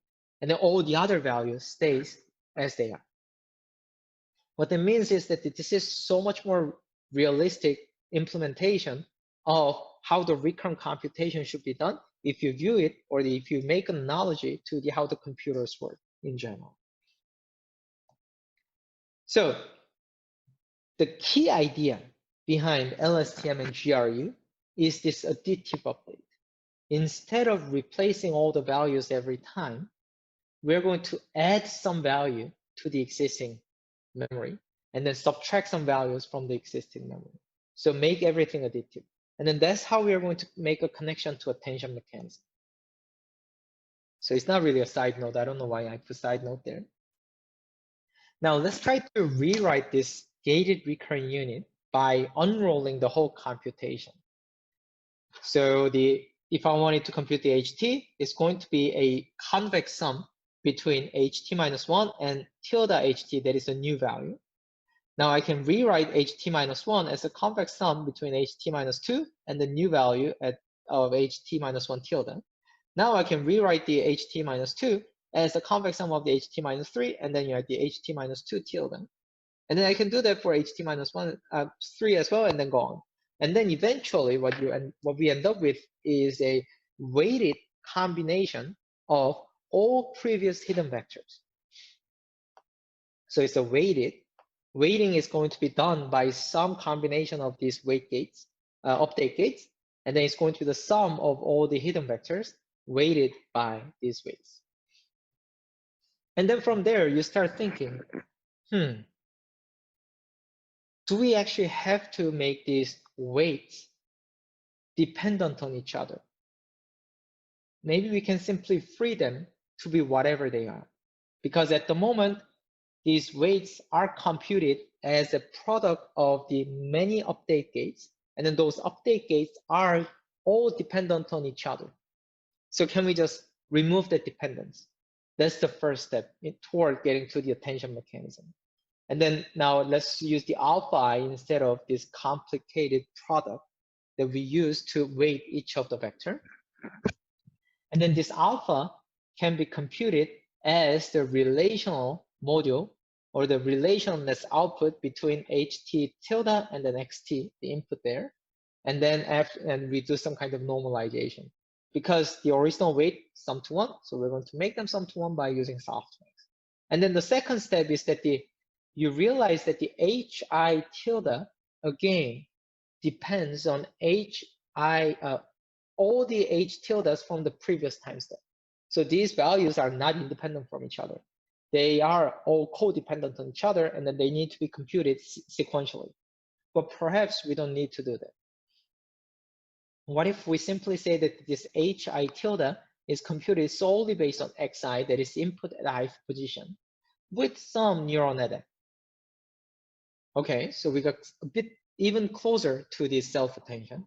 Now the third step is to say that do we actually need to use the same value to compute the weights as well as compute the HT, the hidden state? Perhaps that's not the case.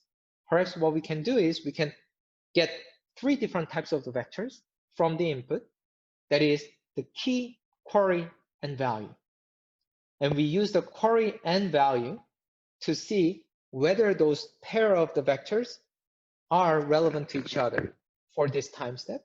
And then we use value to get the value that is going to be weighted summed and then passed to the next layer. And then at this point, if you are familiar with it, you're going to notice that this is precisely what the attention mechanism is. Already from the differentiable memory network or the end-to-end memory network in 2016 to transformers in 2017. This is precisely the key value attention mechanism people have been using. And then the final step there is to realize that the key value and attention query, it doesn't have to be a single triple of them. There could be multiple of them. So we could have the multiple attention heads. And then the output from this attention is going to be the concatenation of the results from the k-many attention mechanism. So what this tells us is that one of the reasons why attention is powerful is because this attention creates all these shortcut connections, and then these shortcut connections are all additive.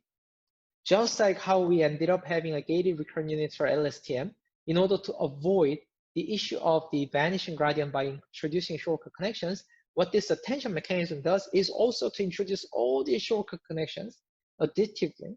And then to be more efficient computationally, it broke down all those temporal dependencies. And furthermore, with this in your mind, unlike recurrent network, which has to go in one direction, now we can actually compute everything all together, looking at the future as well. Because if you have noticed, this whole thing does not depend on the order of the input. So the order was encoded in having these weights being dependent on each other, candidate vectors being dependent on each other, but we freed these two, or we relaxed these two constraints. So this attention works without regard to the order. What that means is that we can just apply it to the entire input rather than only to the previous vectors, which was the case up until now. And then that's how you end up with a non-causal attention. Now, one thing I want to talk about is that the attention does not depend on the order of the input vectors. And that's not good because we know that the order matters.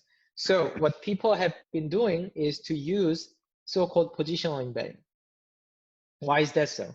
It's because when you vary the order of the vectors, attention won't make any changes. However, by adding some position-specific vectors, 1, 2, 3, 4, then now suddenly the attention is going to know the order and then become aware of the order and then knows how to use that information for computing the hidden state next time.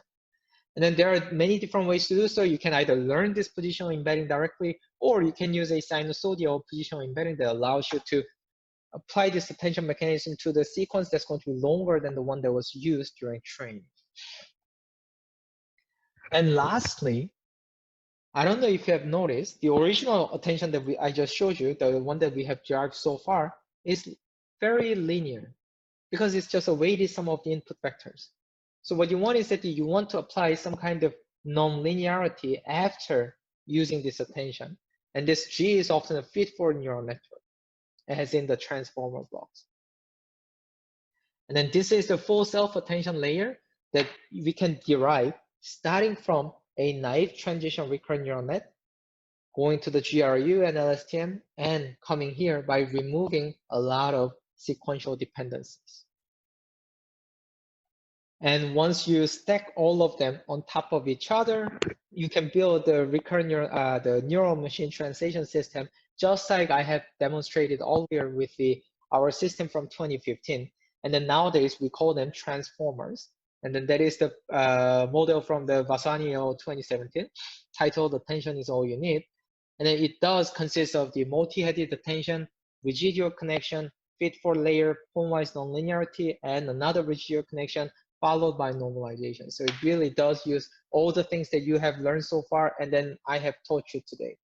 And then you end up with a state-of-the-art machine translation system that relies almost entirely on attention mechanism. So we have talked about the language model, machine translation, and attention mechanism.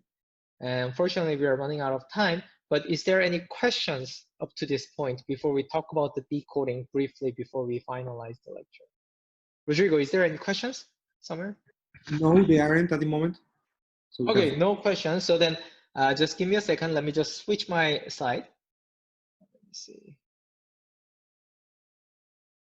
Okay. Let's see.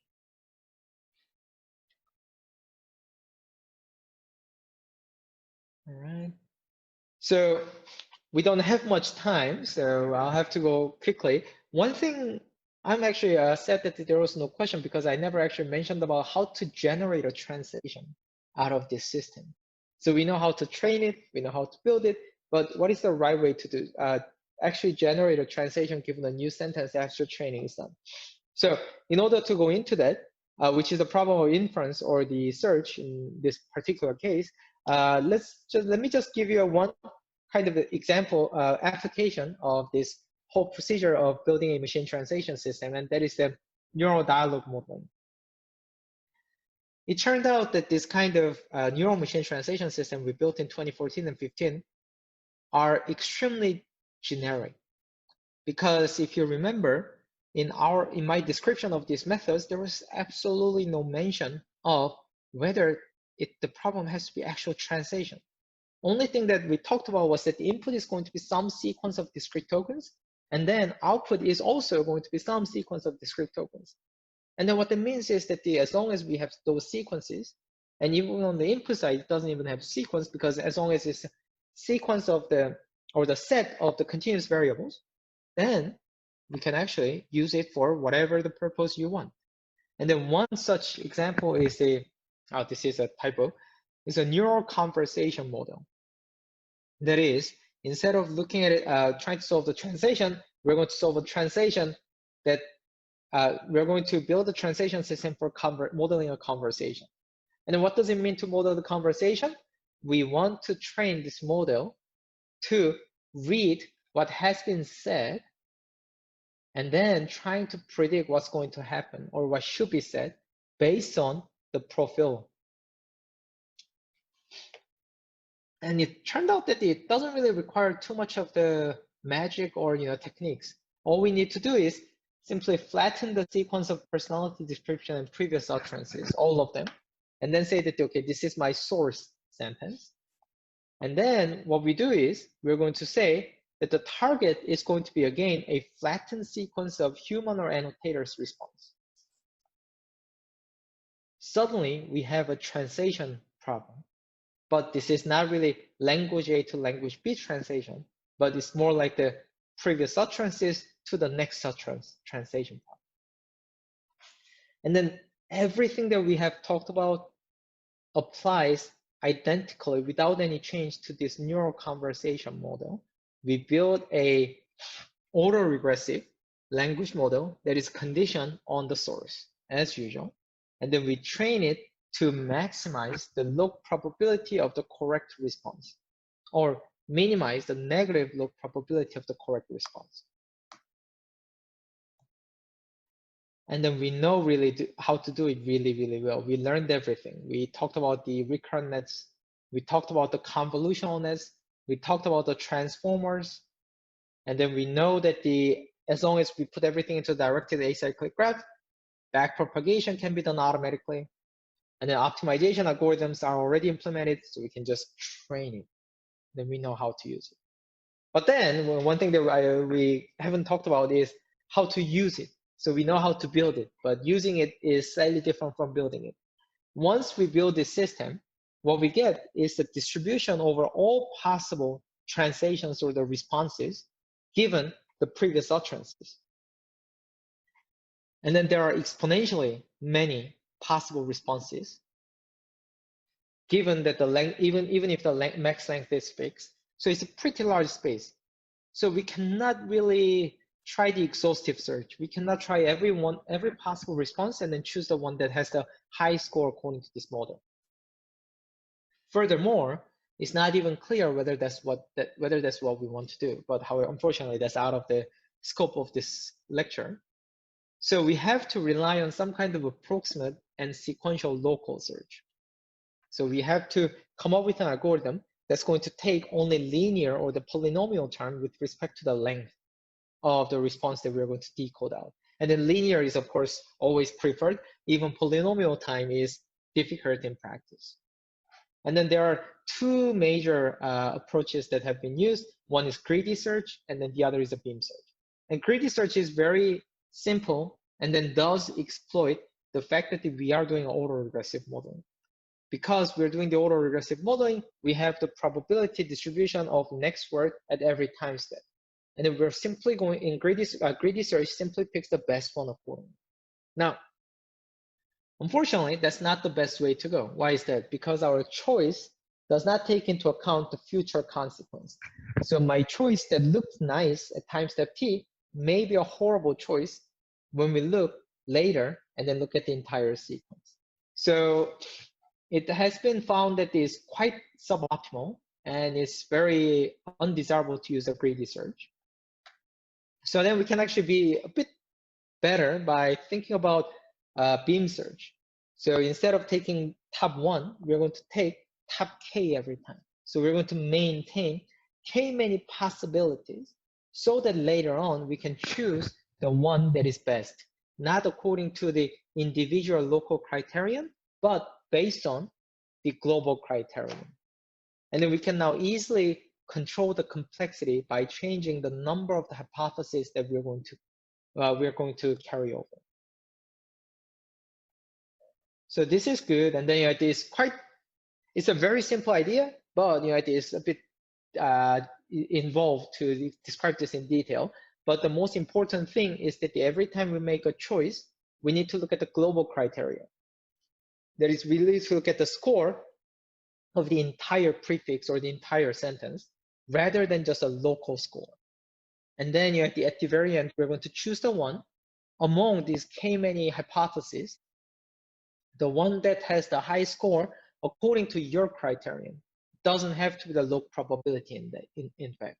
And then this connects to the earlier discussion about the early stopping, where the low probabilities may not be the one that correlate perfectly with our task cost. And then if we could compute the proxy to the task cost better, then we should actually use that for early stopping. And then that applies to beam search as well. Once we get this set of hypotheses coming out of the beam search, then the choice of which one you're going to use as a final decision or the final translation has to depend on not only on the low probability, but on the desired properties that you want to impose. So that's just important detail to think about. And then let's see what that means graphically. So we are going to keep the hypothesis at some time step, t-1, and then we're going to expand each hypothesis with the possible next words. And then among them, we're going to sort and then find a smaller set of candidates. And then that's going to be considered as a candidate for the next time step. And then we do it over and over. Eventually, we end up with a small set of final hypotheses from which we need to choose the one answer. So here's a global view that we looked at earlier. Now, of course, these two are the most widely used inference algorithms or the search algorithms, but you can be actually much better, or if your goal is slightly different. because all these algorithms are approximate, they are not going to look at the as diverse set of candidates in order to make a decision.